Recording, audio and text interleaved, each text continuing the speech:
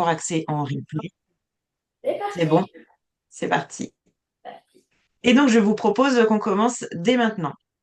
Donc, merci à tous d'être présents pour ce webinaire qui va concerner les protocoles POP amphibiens, POP reptiles, spécifiquement sur la région Centre-Val de Loire.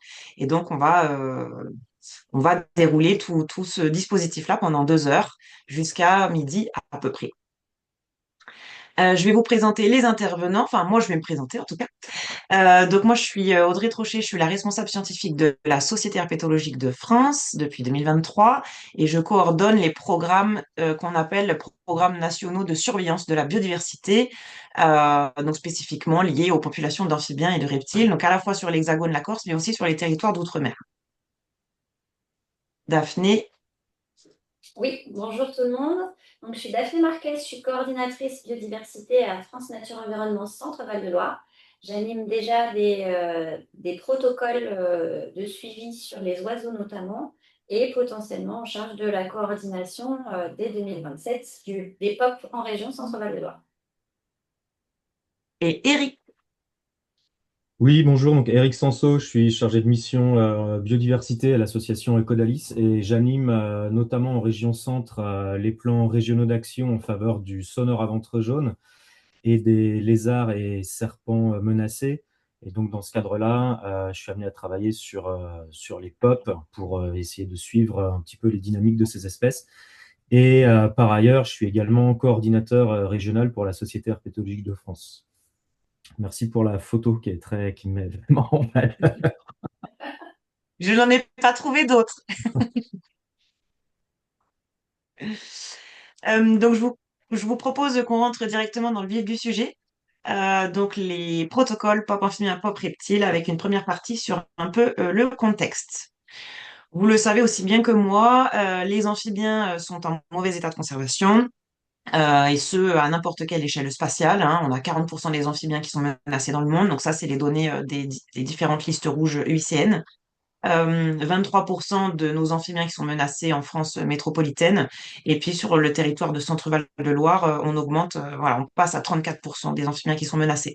Donc on a une vraie problématique en fait à améliorer nos connaissances sur ces espèces-là pour enrayer leur déclin et pour proposer des choses qui soient favorables à leur maintien. Sur les reptiles, c'est à peu près le même paysage qui se profile. Sur la France métropolitaine, on a 24% de nos espèces de reptiles qui sont menacées. Et donc sur le territoire de Centre-Val de Loire, on arrive aussi à quasiment 30%. Donc toujours pareil, comme pour les amphibiens, on a une vraie problématique. On veut, nous, en tant qu'herpétologues, enrayer ce déclin-là, tout du moins le freiner, comprendre en fait ce qui se passe. Et pour pouvoir proposer des plans de conservation qui soient efficaces, il faut qu'on améliore nos connaissances aussi sur ce déclin et comprendre pourquoi, qu'est-ce qui se passe sur nos espèces. On a donc un besoin urgent de conservation, mais on a un manque de données, de connaissances qui est toujours persistant. Alors là, du coup, je vous ai pris l'exemple sur votre territoire de Centre-Val de Loire.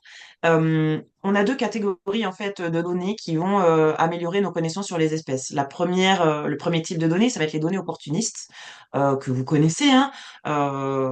C'est de la donnée. Voilà, j'ai observé telle espèce, telle date, à tel endroit. Je renseigne ma donnée. On obtient des cartes de répartition, comme ce que je vous montre là sur le diaporama. Donc ça, c'est chouette. Ça améliore aussi nos connaissances spatiales sur les espèces, mais c'est une vision un peu figée dans le temps de ce qui se passe, et puis ça va être aussi dépendant de l'effort de prospection que vous allez faire sur certains territoires. On voit par exemple qu'en Eure-et-Loire, alors je sais plus quelle espèce j'avais pris comme exemple, mais on voit qu'il y a une grosse tache blanche sur l'Eure-et-Loire. Ça veut peut-être pas dire que l'espèce est juste pas présente, ça veut peut-être derrière dire qu'il y a peu d'herpétologues sur ce département et que du coup, bah, il y a très peu de communes qui sont allumées en vert. Donc, c'est toujours à prendre avec quelques pincettes au niveau d'interprétation, au niveau des cartes de répartition, parce que derrière, vous avez pas mal de biais qui peuvent être à l'origine en fait des cartes. Mais malgré tout, ça nous donne évidemment de l'information sur la répartition spatiale de nos espèces sur nos territoires. Ensuite, il y a une autre catégorie de données qu'on va parler aujourd'hui. Donc, c'est les fameuses données protocolées. En ce qui nous concerne, ça va être les données de suivi protocolées. Donc ça va être vraiment complémentaire des données opportunistes puisque ça va vraiment améliorer nos connaissances sur l'aspect temporel des espèces.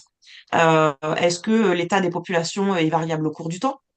Donc, je fais une comparaison entre les suivis que j'ai fait en 2000, je refais les suivis en 2005, en 2010, en 2015, et je peux regarder en fait l'évolution de ma tendance de population.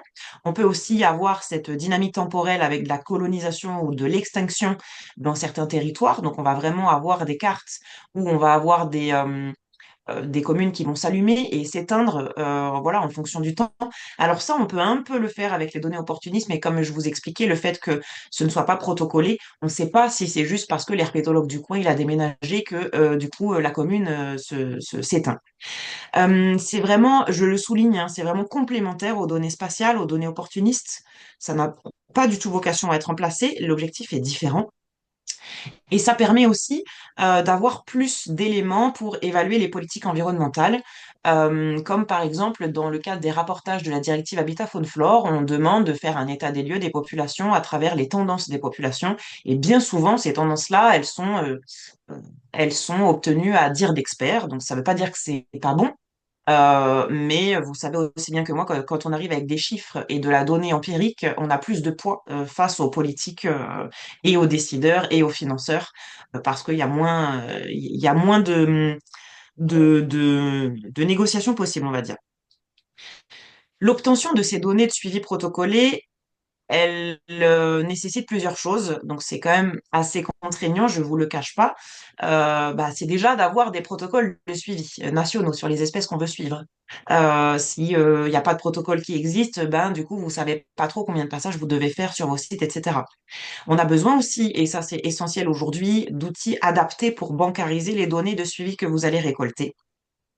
Et donc, ces analyses-là, ensuite, ces données-là, elles sont analysées pour permettre d'obtenir différents paramètres, comme ce que je vous disais, les tendances de population qui sont extrêmement précieuses aujourd'hui, mais aussi les taux de colonisation ou d'extinction des sites, et puis l'état des populations au cours du temps. Donc, c'est vraiment, nous, dans ce cadre-là, que les protocoles POP ont été développés dans les années fin 2000, tout début 2010, pour répondre vraiment à ce besoin-là d'aspect temporel des espèces. Voici du coup, comparé à la carte, à une cartographie qu'on peut obtenir à travers les données opportunistes, voici les résultats qu'on peut avoir avec les données de suivi. C'est-à-dire qu'on va obtenir des tendances, donc ce sont des graphiques. Alors souvent, les protocoles de suivi, ce sont des protocoles basés sur du site occupancy. Donc on va avoir la probabilité d'occupation des sites ou des transects. Là, vous avez l'exemple sur la vipère aspic au cours du temps. Donc on voit que mais chaque année, entre 2015 et 2023, le protocole a été répété sur les sites qu'on a suivis.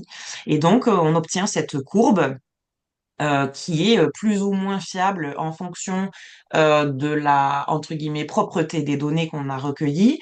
Euh, Elle est orange, donc elle souligne en fait derrière que la tendance est stable, donc ce n'est pas significatif. Le déclin, même si vous voyez que sur le graphique, ça a tendance un petit peu à diminuer, le déclin n'est pas significatif, puisque vous voyez qu'encore une fois, on a sur certaines années des intervalles de confiance qui restent quand même un peu larges.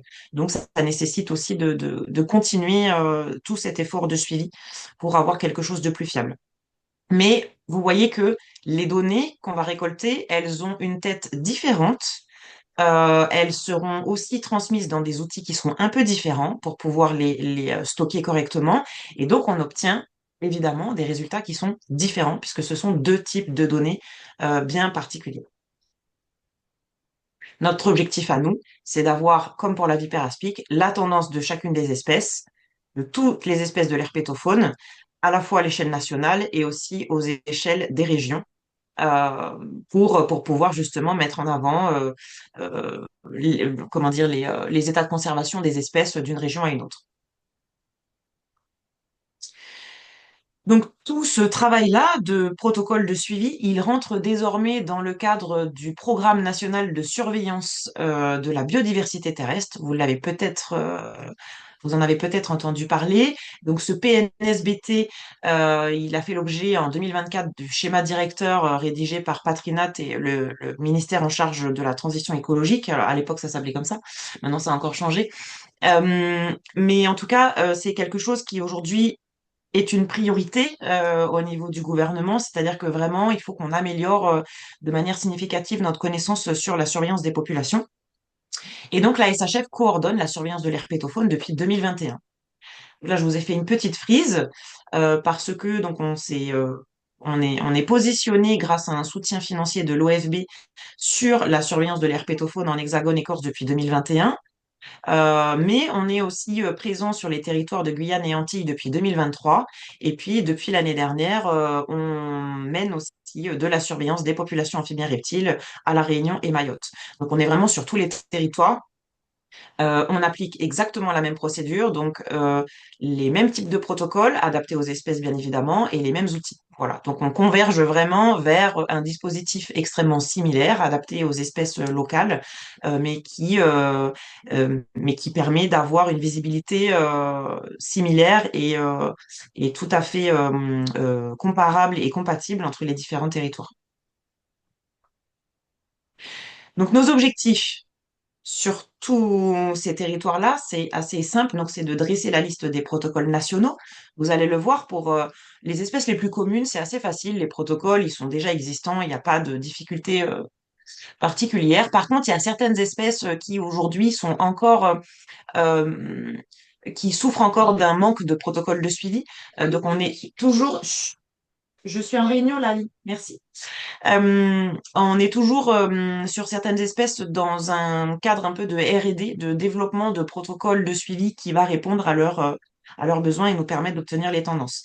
Mais pour la grande majorité des espèces, on a déjà des protocoles qui existent.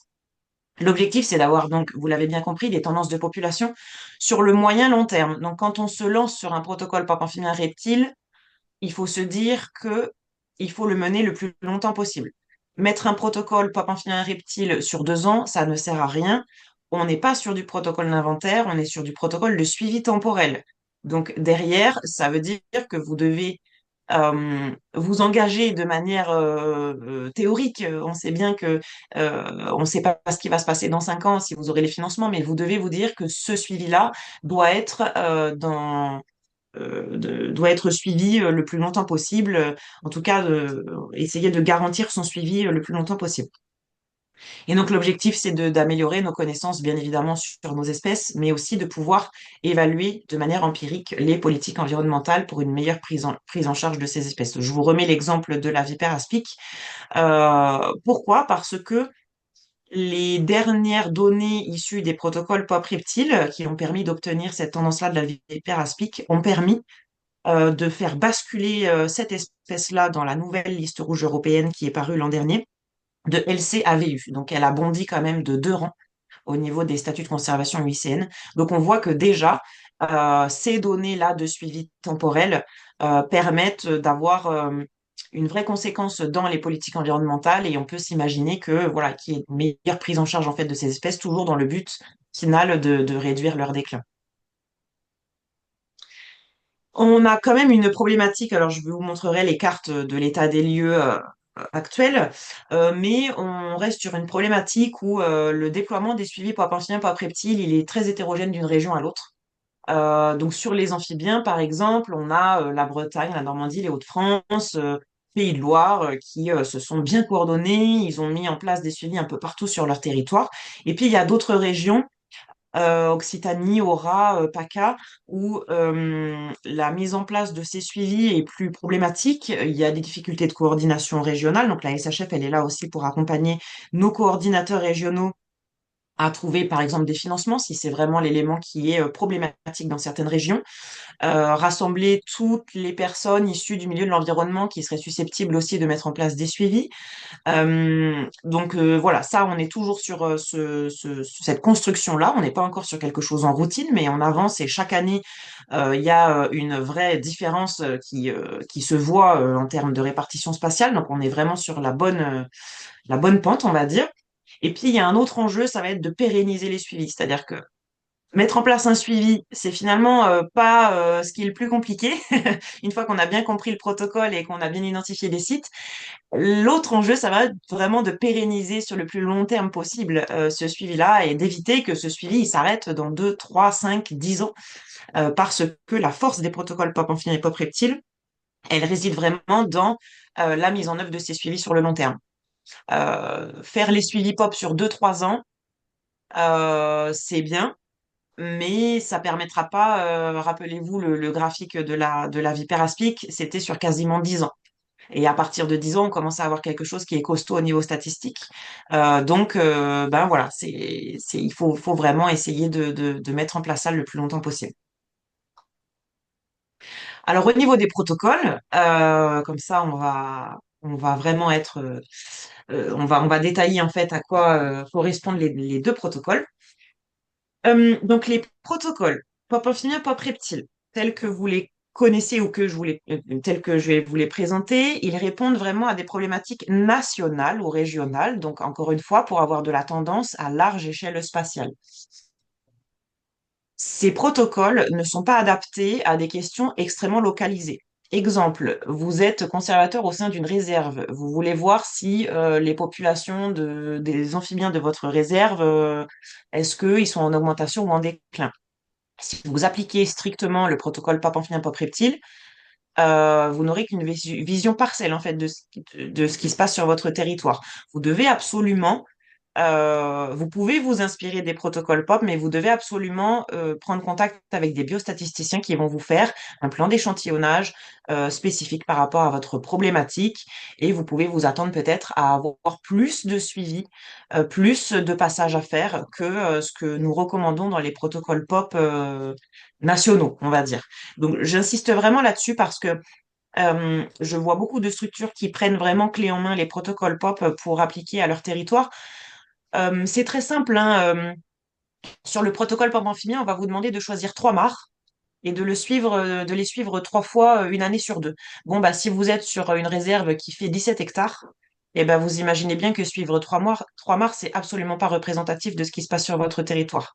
Donc, dans ce cas-là précis, si vous avez vraiment une problématique locale avec des problématiques de gestion, vous devez ben, créer un protocole qui réponde à votre problématique. Et la SHF ne peut pas répondre à toutes les problématiques locales de tout le territoire.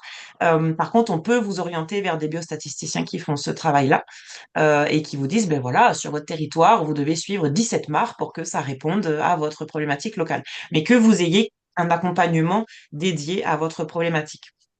Donc, juste point de vigilance par rapport à ça.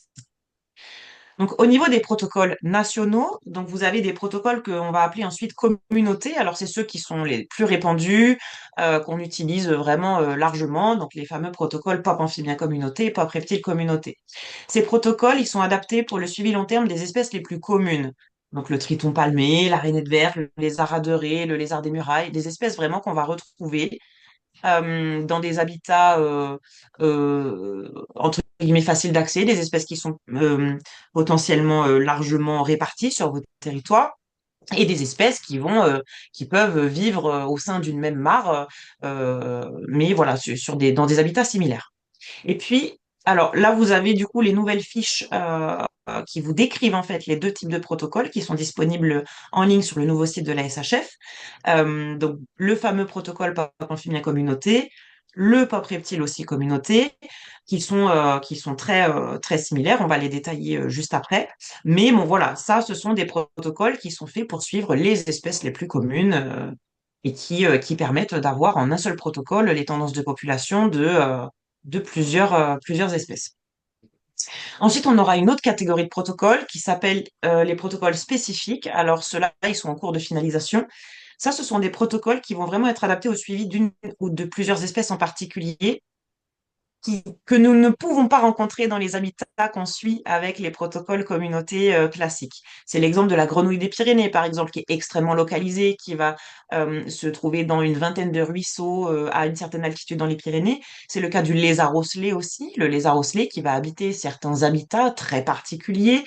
Ça peut être le cas du sonneur à ventre jaune, ça peut être le cas de plein d'espèces, notamment des espèces PNA que vous connaissez et qui ont un PNA parce que justement, elles sont extrêmement localisées ou elles vivent à certaines altitudes ou dans certains habitats vraiment très spécifiques. Et là, dans ce cas-là, ces espèces-là bénéficient d'un protocole vraiment spécifique qui va répondre vraiment au suivi de cette espèce parce que même parfois, trois passages sur le lézard ocellé, bah, c'est pas suffisant. Donc, il a fallu développer un protocole dédié pour le suivi de cette espèce-là. Toujours pour l'obtention de leur tendance de population, pas de souci, mais ce sont des espèces que vous n'allez pas rencontrer dans les suivis classiques. Donc, à retenir sur tout ce que je viens de vous dire là, si vous souhaitez suivre une espèce commune, eh bien très bien, vous appliquez le protocole communauté. Ne pas oublier de suivre les autres espèces que vous rencontrez. Si par exemple votre problématique c'est de suivre le triton crété parce que vous avez un projet en lien avec le triton crété, appliquer un protocole Pop Amphibien Communauté, il n'y a pas de problème. Mais quand vous allez visiter les mares, notez aussi les autres espèces que vous rencontrez. C'est dommage de pas les noter, de vous focaliser uniquement sur le triton crété parce que vous êtes sur place et que vous avez l'information sous les yeux. Donc notez-le. Et si vous souhaitez suivre une espèce particulière, ben là, on va plutôt vous orienter vers un protocole effectivement spécifique. Comme, alors, sur votre territoire, il y a le sonneur à ventre jaune avec un protocole POP sonneur qui est en cours de finalisation dans le cadre du PNA sonneur.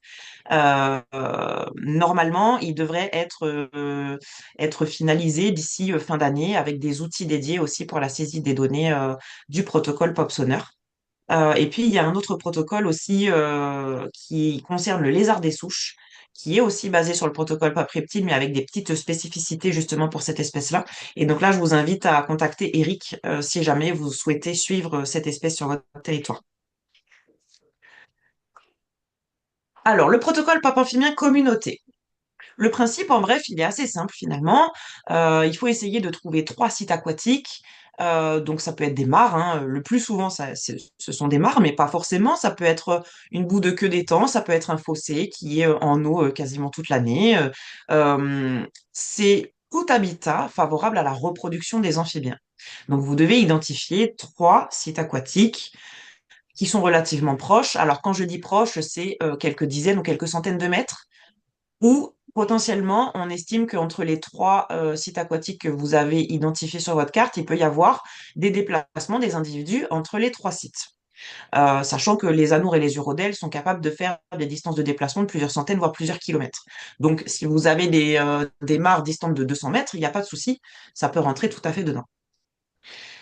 Alors, c'est trois minimums. Donc, si vous avez 5 mares, 6, 7 qui sont relativement proches, eh bien, vous pouvez les inclure dans votre suivi et faire le suivi des 6, 7 mares.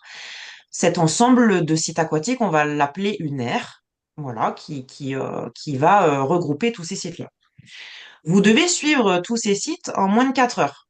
Donc, si vous avez un réseau de sites d'une cinquantaine de mares, vous n'allez pas pouvoir suivre les 50 mares en 4 heures. Donc, il faut essayer d'échantillonner et se dire, bon, bah, je vais plutôt me concentrer sur tel petit réseau de mares de 7-8 mares et voilà, je me concentre là-dessus. Alors, 4 heures, c'est plus ou moins négociable, on va dire, hein. L'idée, c'est que derrière ça, c'est que, en fait, votre suivi, il puisse être fait sur une journée entière, incluant les déplacements. Donc nous, on veut pas que déjà ce soit trop lourd à suivre parce que encore une fois, il y a un contexte de suivi temporel sur le plus long terme possible. Donc si vous mettez un suivi de 50 mares et qu'au bout de 3 ans vous êtes essoufflé, vous n'arrivez plus à le faire parce que c'est trop lourd, eh ben ça va tomber à l'eau et c'est vraiment dommage. Donc il vaut mieux se concentrer sur un nombre de sites plus petits avec les déplacements que vous êtes en mesure de suivre sur une journée maximum et puis de maintenir ce suivi-là le plus longtemps possible. Tous ces sites aquatiques-là, admettons, j'ai mon petit réseau de 7 mares, je dois les suivre 3 fois dans l'année, entre janvier et juin, avec un passage qu'on va plutôt recommander entre janvier et février pour les espèces précoces, un autre passage en mars-avril et un dernier passage plutôt tardif dans la saison, mai-juin. À chacune de mes visites, à chacun de mes passages, je vais noter la présence de mes espèces. Je peux noter les effectifs, mais ce n'est pas un paramètre obligatoire. Euh, c'est difficile d'être exhaustif. On n'est pas du tout sur un protocole d'abondance ici. Vous pourrez récolter à travers les protocoles POP des informations sur le nombre d'adultes que vous avez vus. Mais si ça se trouve, vous êtes passé le lendemain et vous avez vu 10% de la population. Donc c'est juste informatif. Ce n'est pas les effectifs que vous récoltez dans les suivis POP ne sont pas des effectifs exhaustifs de la population. Donc c'est plutôt la présence, nous, ici, qui nous intéresse. Donc je fais ma petite balade, je rencontre trois espèces, je note que tel jour, j'ai vu trois espèces sur mes sites. Et donc ces sites-là, on va les suivre tous les 2 ans. Donc tous les 2 ans, je refais mes trois passages entre janvier et juin, avec dès le départ envisagé de faire sur le long terme. Voici les espèces. Alors, ça concerne pas que votre territoire. Je vois plus tes croix, Daphné. Elles sont peut-être après? Non, c'est pas grave. Et sur les voies précises. Ok. Voici toutes les espèces, donc ça à l'échelle nationale, qu'on peut observer à travers le protocole POP Amphibiens Communauté. Donc vous voyez qu'en fait, avec un seul protocole, on est capable d'observer 16 espèces et d'obtenir des tendances de population de 16 espèces. Donc c'est vraiment hyper intéressant.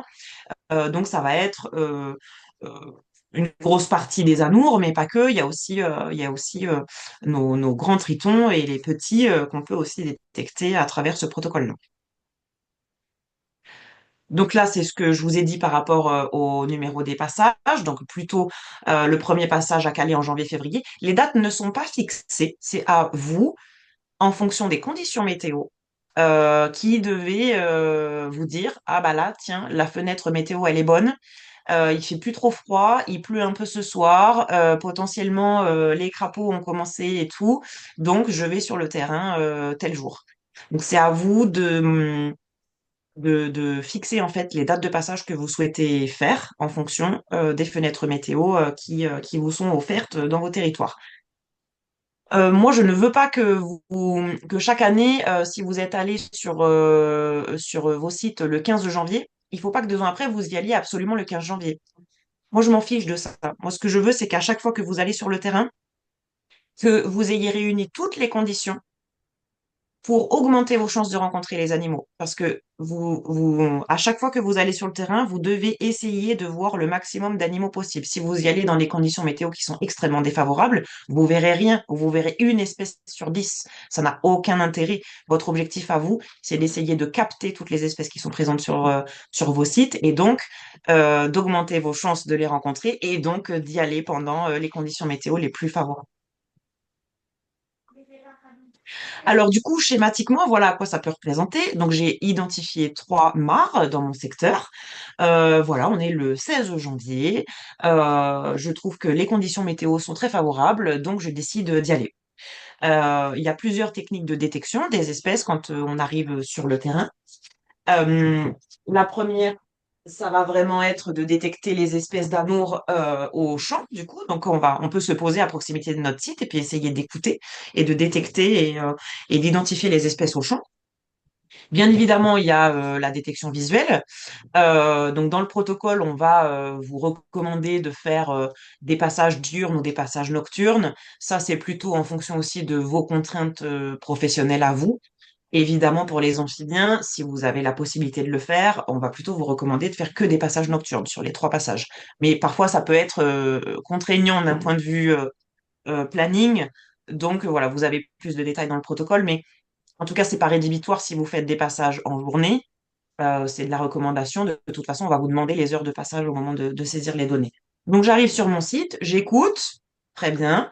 Je vois, si je suis de nuit, bah, j'y vais avec la frontale. Et puis, j'essaye d'observer les espèces qui sont présentes sur mon site, même à proximité, hein. Le temps que j'arrive sur ma mare, si je croise un crapaud sur le chemin, mais je note parce que encore une fois, on est sur des protocoles à très large échelle, on n'est pas au centimètre près. Ne vous restreignez pas strictement à la délimitation du point d'eau. Tout ce qui va être rencontre d'amphibiens, même à proximité, c'est des informations que vous devez saisir Et puis, il y a justement l'aspect aussi capture. Alors, bien évidemment, couverte sous dérogation préfectorale, mais si vous les avez, vous pouvez aussi mettre quelques coups d'épuisette ou mettre des nasses pour faciliter votre rencontre avec les urodèles notamment. Donc voilà mon premier passage. Je suis toujours le 16 janvier. J'ai fait le tour de mon premier site. J'ai saisi les espèces que j'avais vues. Je continue ma petite balade. Il est 18 heures, très bien. Il pleut. J'entends plein d'amphibiens chanter. C'est super. Je vois plein de monde. Je mets deux, trois coups d'épuisette. Bim, j'ai trouvé un triton palmé. Je suis contente. Et puis je finis mon dernier petit site. Voilà. Il est 20 heures. J'ai fait le tour de mon aire. Donc, mais mon passage est terminé. Super. Et donc, je pourrais refaire exactement la même chose en mars-avril pour le passage 2 et en mai-juin pour le passage 3. Donc pas de voilà pour c'est pas une fois qu'on a bien identifié les sites et que on instaure une petite routine en fait autour de ça. Il faut essayer de maintenir les mêmes méthodes de détection. Si vous avez commencé à détecter vos espèces sans capture, bah, c'est bien de maintenir dans le temps sans capture, donc de le faire que de manière auditive ou visuelle. Et si jamais vous avez mis quelques coups d'épuisette à chaque fois, mais c'est bien aussi de le répéter parce que la liste des espèces que vous auriez détectées sur votre site, bah, elle est forcément dépendante aussi des méthodes que vous avez utilisées pour rencontrer les animaux. Voilà pour le protocole POP amphibien communauté dans les grandes lignes. Voici du coup la répartition des suivis et des sites qui sont suivis en POP amphibien en France hexagonale. Donc on a plus de 6000 sites aujourd'hui qui ont au moins été suivis une année, donc avec les fameux trois passages. Et donc vous voyez bien qu'on a quand même encore une forte hétérogénéité spatiale des sites qui sont suivis en fonction des régions, mais ça tend d'année en année à se gommer et à venir combler les petits trous manquants. Voici quelques exemples de résultats obtenus. Donc ça aussi, donc ça, ce sont les tendances des populations d'amphibiens de 2023. Je suis actuellement en train de finaliser le bilan POP amphibien 2025 avec de la tendance qui a été actualisée. Bon, je vous spoil un peu, mais dites-vous bien que c'est une catastrophe encore une fois sur les amphibiens. Il n'y a rien de malheureusement d'étonnant. Ou par exemple, bah, sur le triton ponctué, on voit qu'à l'échelle nationale, on a plutôt une tendance stable. Et puis quand on se focalise sur certaines régions, notamment comme en Hauts-de-France, eh ben, on a une augmentation des tendances de population sur cette espèce-là. D'où l'intérêt aussi de regarder à différentes échelles spatiales ce qui se passe, parce qu'on peut vraiment avoir des choses très différentes. Sur le protocole POP reptile, alors c'est sensiblement la même chose, c'est du site occupancy aussi. Là, on va pas choisir des mares, mais on va choisir des transects. Alors les transects, qu'est-ce que c'est? Eh ben, ce sont des petits chemins, des petits passages, principalement en milieu bordier ou des milieux ouverts, des milieux qui sont favorables aux reptiles. Vous devez tracer un petit chemin. Alors ça peut être aussi une courbe, ça peut être quelque chose de très linéaire, ça peut être un zigzag, ça peut être ce que vous voulez. Ça doit faire entre 100 et 150 mètres. C'est un chemin sur lequel que vous devez parcourir plusieurs fois dans l'année, sur lequel vous êtes susceptible de rencontrer des reptiles. Donc, dans une grande majorité des cas, ça va être voilà des milieux bordiers, ouverts, ça peut être le long de chemin de fer, ça peut être tout ce que vous voulez, mais des habitats, micro-habitats, dans lesquels vous avez des chances de rencontrer des reptiles squamates, du coup lézards et serpents. Pareil, on va essayer d'identifier trois transects, donc trois petits chemins qu'on va regrouper au sein d'une aire aussi, pareil comme le pop amphibien. On essaye de faire nos petits transects dans une journée, voilà, avec les déplacements inclus. Et donc, comme les reptiles sont beaucoup plus discrets que les amphibiens et que c'est beaucoup plus difficile aussi parfois dans certains contextes de les voir, eh ben, on doit faire plus de passages. C'est obligatoire. Sur le pop reptile, ce sont 6 passages qu'il faut faire sur une période en plus un peu plus restreinte, puisque ça va concerner les mois d'avril, mai, juin. Pareil que pour les pop amphibiens, les dates ne sont pas fixées. C'est à vous d'estimer que les conditions météo sont bonnes pour aller sur le terrain, mais vous devez réaliser 6 passages. Et là, on n'est plus sur une année sur deux, on est vraiment sur tous les ans. Les reptiles, il y a des déclins qui s'amorcent et qui sont extrêmement rapides sur certaines populations. Si on fait des suivis tous les 5 ans, un jour on va y aller, on va voir une super pop, et 5 ans après, il n'y aura plus rien, on n'aura pas compris ce qui s'est passé au milieu. Donc, ça nécessite vraiment de mettre en place ce suivi-là le plus régulièrement possible. Et donc, quand je fais ma petite balade de reptiles, ben, pareil, je note les espèces que je vais observer. Ah là, j'ai les petites crottes. Donc, voici toutes les espèces de reptiles qu'on est susceptible de rencontrer avec un suivi pop reptile. C'est grande majorité de serpents, avec quelques lézards aussi qu'on peut rencontrer à travers ce protocole-là. Alors, schématiquement, voici à quoi ça ressemble. Donc, j'ai mes transects. Alors là, je les ai représentés de manière strictement linéaire, mais c'est pas du tout une obligation. On peut faire un peu comme on veut. Ça fait voilà une grosse centaine de mètres, 150 mètres à peu près. On est le 2 avril. Je trouve qu'il fait déjà super beau dehors. Donc, allez, c'est parti. Je vais visiter mes trois transects. Et donc, je prends mes jumelles, je prends mon appareil photo aussi si je veux. Si je suis pas très à l'aise avec la détermination des espèces, pas de souci pour prendre des photos. Et donc, j'arrive face à mon petit transect où je vais regarder de part et d'autre. Encore une fois, c'est pas parce qu'on n'a pas vu un serpent sur le transect strictement que je dois mettre des œillères sur ce qui se passe à côté. Si je vois qu'en arrivant, il y a une couleuvre d'esculape qui m'est passée devant, ben, je dois la noter, bien évidemment, sur le transect et noter que l'espèce a été détectée. On peut positionner des plaques à reptiles, ce n'est pas une obligation. Pensez que les plaques à reptiles, c'est comme les coups d'épuisette dans les mares. C'est un outil, une méthode qui vous permet, dans certains cas, d'augmenter vos chances de détecter les espèces. Vous pouvez mettre des plaques à reptiles sur votre insecte, ou vous pouvez faire juste de l'observation à vue. Ça, c'est vous qui voyez, comme exactement les coups d'épuisette dans les mares. C'est à vous de décider si vous estimez que les plaques à reptiles pourraient vous permettre d'augmenter vos chances de rencontrer les espèces qui sont présentes.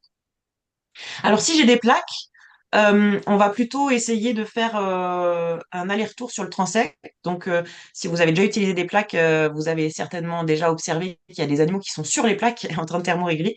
Donc, en fait, on avance tranquillement et puis à distance, on va déjà essayer de voir si on observe des reptiles positionnés sur les plaques avant de soulever. Donc ça, on peut faire un premier aller sur notre transept sans soulever les plaques. On marche tranquillement, on essaye d'être discret et puis on va venir observer les animaux qu'on va voir sur les plaques ou en dehors des plaques. Voilà, là, tiens, j'ai capté un serpent, il n'y a pas du tout de plaque à côté, ben c'est pas grave, je dois noter l'espèce quand même sur mon transect. Et puis, une fois que j'ai fait mon transect, je fais le retour. Et là, dans ce cas-là, je peux me concentrer et puis aller regarder ce qui se passe sous les plaques. Donc là, on peut soulever les plaques et du coup, augmenter nos chances aussi. Et puis, du coup, détecter peut-être d'autres espèces sur mon transect. Voilà. Le passage de mon transect est fini. Je fais la même chose sur mes deux autres transects. J'ai fait mon parcours sur les trois transects. J'ai fait tout ça en à peu près 4 heures, une demi-journée. C'est super. Mon premier passage est terminé.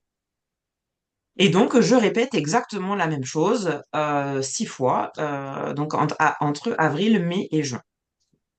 Voici pour le protocole POP Reptile Communauté. Où on en est aujourd'hui dans les données? Alors, vous voyez qu'on a encore une fois une hétérogénéité spatiale, mais qui concerne plus les mêmes départements et les mêmes régions parfois. Alors, c'est assez marrant.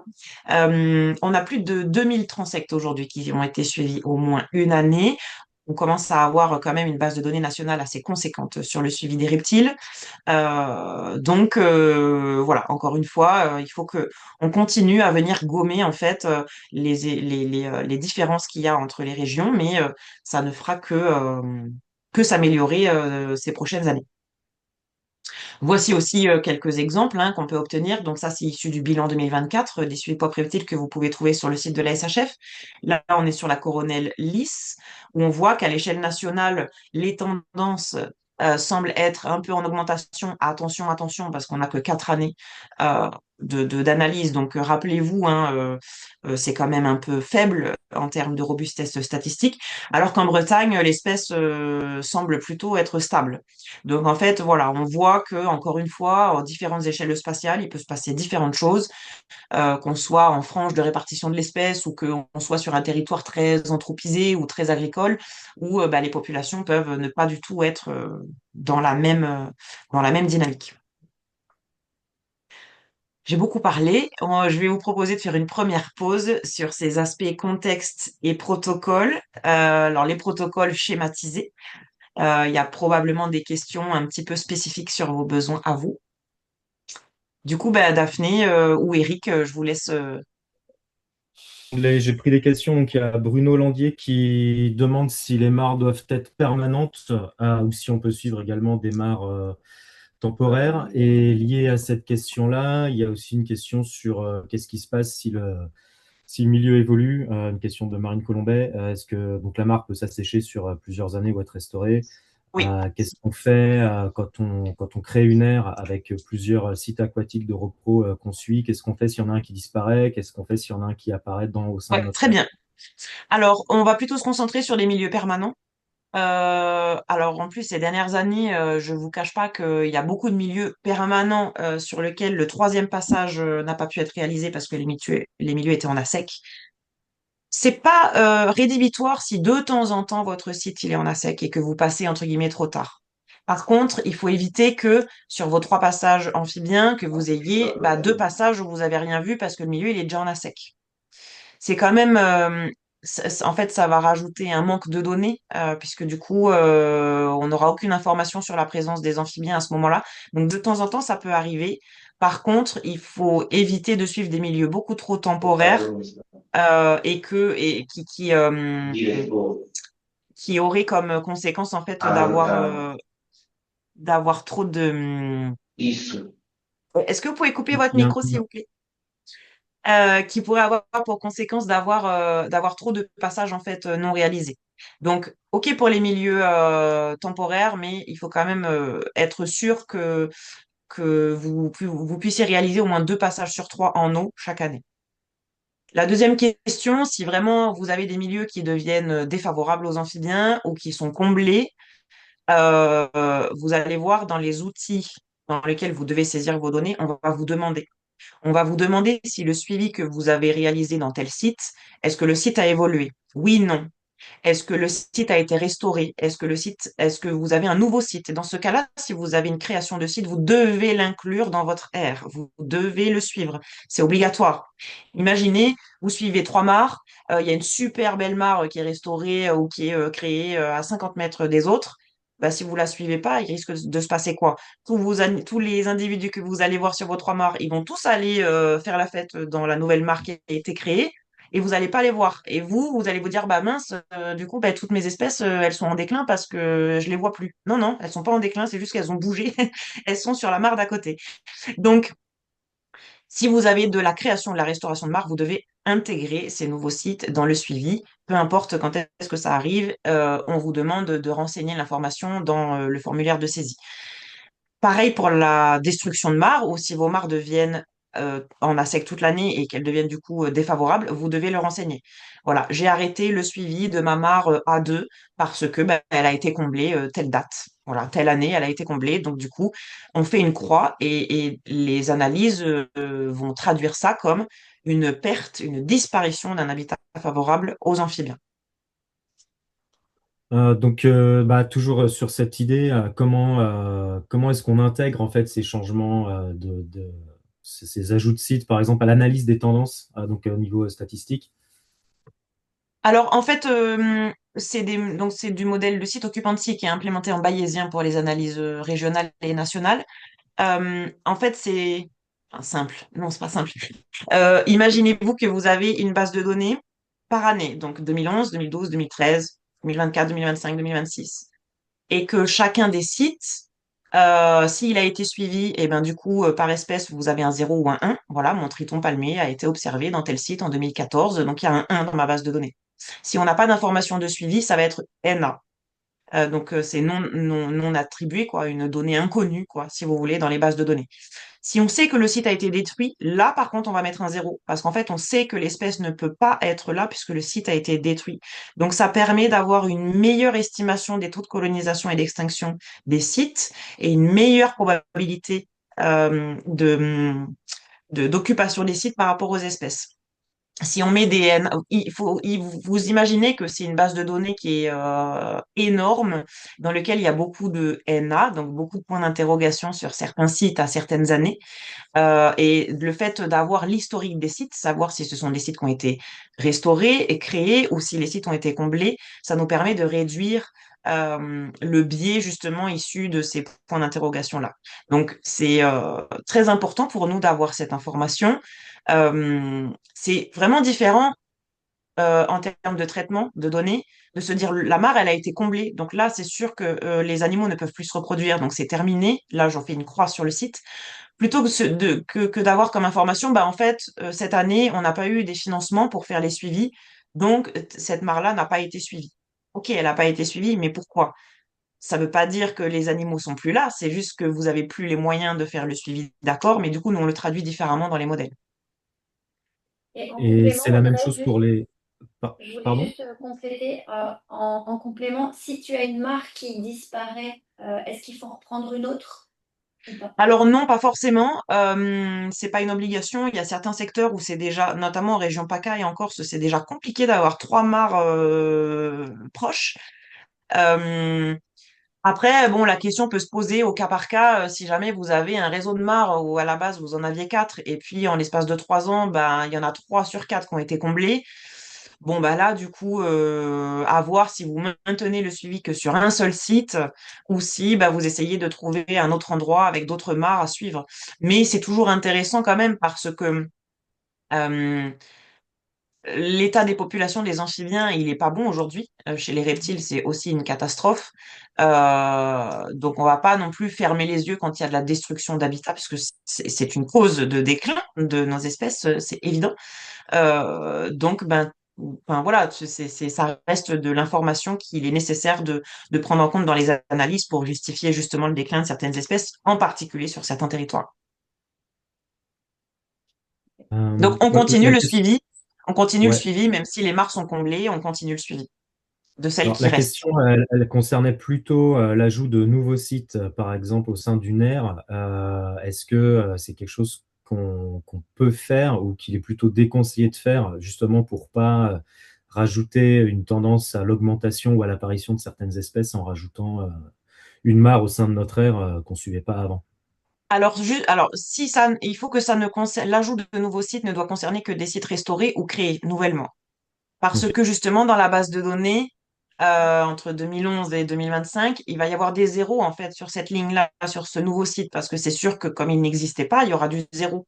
Donc ça va pas apporter de biais dans les analyses. Justement, ça va pas être traduit comme on augmente, enfin voilà, augmentation de la population. En fait, derrière, c'est juste une augmentation du nombre de sites. Donc ça, normalement, c'est corrigé dans la base si on a vraiment l'information comme quoi c'est un site qui est restauré ou créé. Par contre, si on est sur un ensemble de mares où on a décidé de suivre 4 mares sur un réseau de 10 mares, il faut pas que chaque année on se dise ah bah tiens je vais suivre la cinquième là, ah bah tiens je peux en rajouter une sixième, ah bah tiens je peux en rajouter une huitième. Ça, non. Une fois que le suivi il est réalisé sur X mares, on doit se tenir au suivi de ces X mares-là, même s'il y a des mares à côté, c'est pas très grave. Si au centre, par contre, vous avez une mare restaurée, celle-ci, vous la rajoutez, d'accord.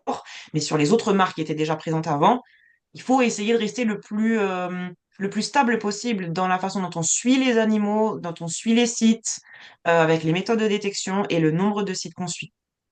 Il faut éviter d'avoir des changements chaque année, sinon ça fait un peu le bazar, quoi. Très bien. Ensuite, Le plus régulier possible. on avait des questions sur plus le pop reptile. J'ai un peu répondu dans le chat. Donc oui, en région centre, en fonction des années, des conditions climatiques, on peut commencer le suivi pop reptile en mars. À partir de la Oui. mi-mars, il y a déjà des cioles qui sortent. Après, il faut vraiment, c'est des espèces qui vont vraiment répondre différemment en fonction des conditions météo. Donc il faut vraiment optimiser ça. On a parfois de la vipère aspic qui sort dès le mois de février, hein, comme voilà, cette année, Nous, c'est... chez nous, moi je suis en Occitanie, la vipère aspic est déjà sortie là. Ouais, bah nous aussi en Indre-et-Loire, par exemple. Donc l'idée, c'est d'essayer un peu d'optimiser les passages. C'est-à-dire qu'il y en a 6, mais c'est beaucoup, mais quelque part, c'est pas non plus énorme. Donc il y en a que 6. Et donc voilà, si vous avez des contraintes de temps, tout ce que vous allez voir peut-être en mars, vous pourrez aussi le voir en avril. Donc essayez de jouer là-dessus. On avait aussi des questions sur les plaques, s'il y a des fournisseurs, tel type de plaque. Alors, je sais que par expérience, c'est un peu compliqué. Les plaques, elles peuvent les bestioles vont répondre différemment en fonction des types de plaques. Il y a des plaques très épaisses qui vont avoir une forte inertie, qui vont permettre aux individus de rester un peu plus longtemps dessous, par exemple. Oui. Il y en a d'autres qui vont être très fines. Donc ça, les plaques épaisses, ça peut être les tapis de carrière, par exemple, qui peuvent être gratuits si vous avez un carrier qui veut se débarrasser de ces vieux tapis à proximité, alors qu'ils sont un peu contraignantes à installer parce qu'elles sont très lourdes. Et après, tout ce qui est tôle ou choses un peu plus fines, il y a une inertie plus faible. Donc là, ce qui peut se passer, c'est que les individus peuvent répondre un peu plus vite. Elles peuvent arriver sous les plaques un peu plus rapidement dès qu'il va y avoir un peu de soleil, mais elles vont aussi peut-être les fuir plus rapidement quand ça va être un peu trop chaud. Mais là, vous avez plein de types. Donc, ouais, les bacs acier en alu.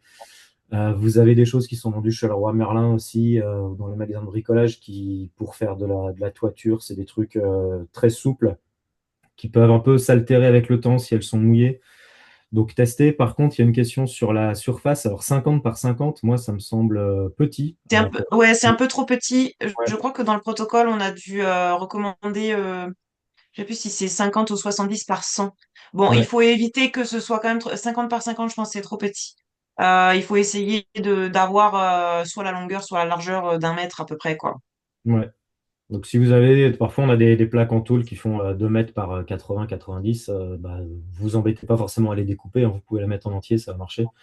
Moi, Euh, j'ai des vieilles tôles métalliques ouais, par ondulées exemple. là, comme ça marche très bien, hein. Après, c'est vrai que ça chauffe vite, donc il faut plus. Dans ce cas-là, en fonction des matériaux que vous utilisez, précision. Si vous mettez des plaques, il faut que le même matériau de plaque soit utilisé sur tout votre insecte au sein du nerf.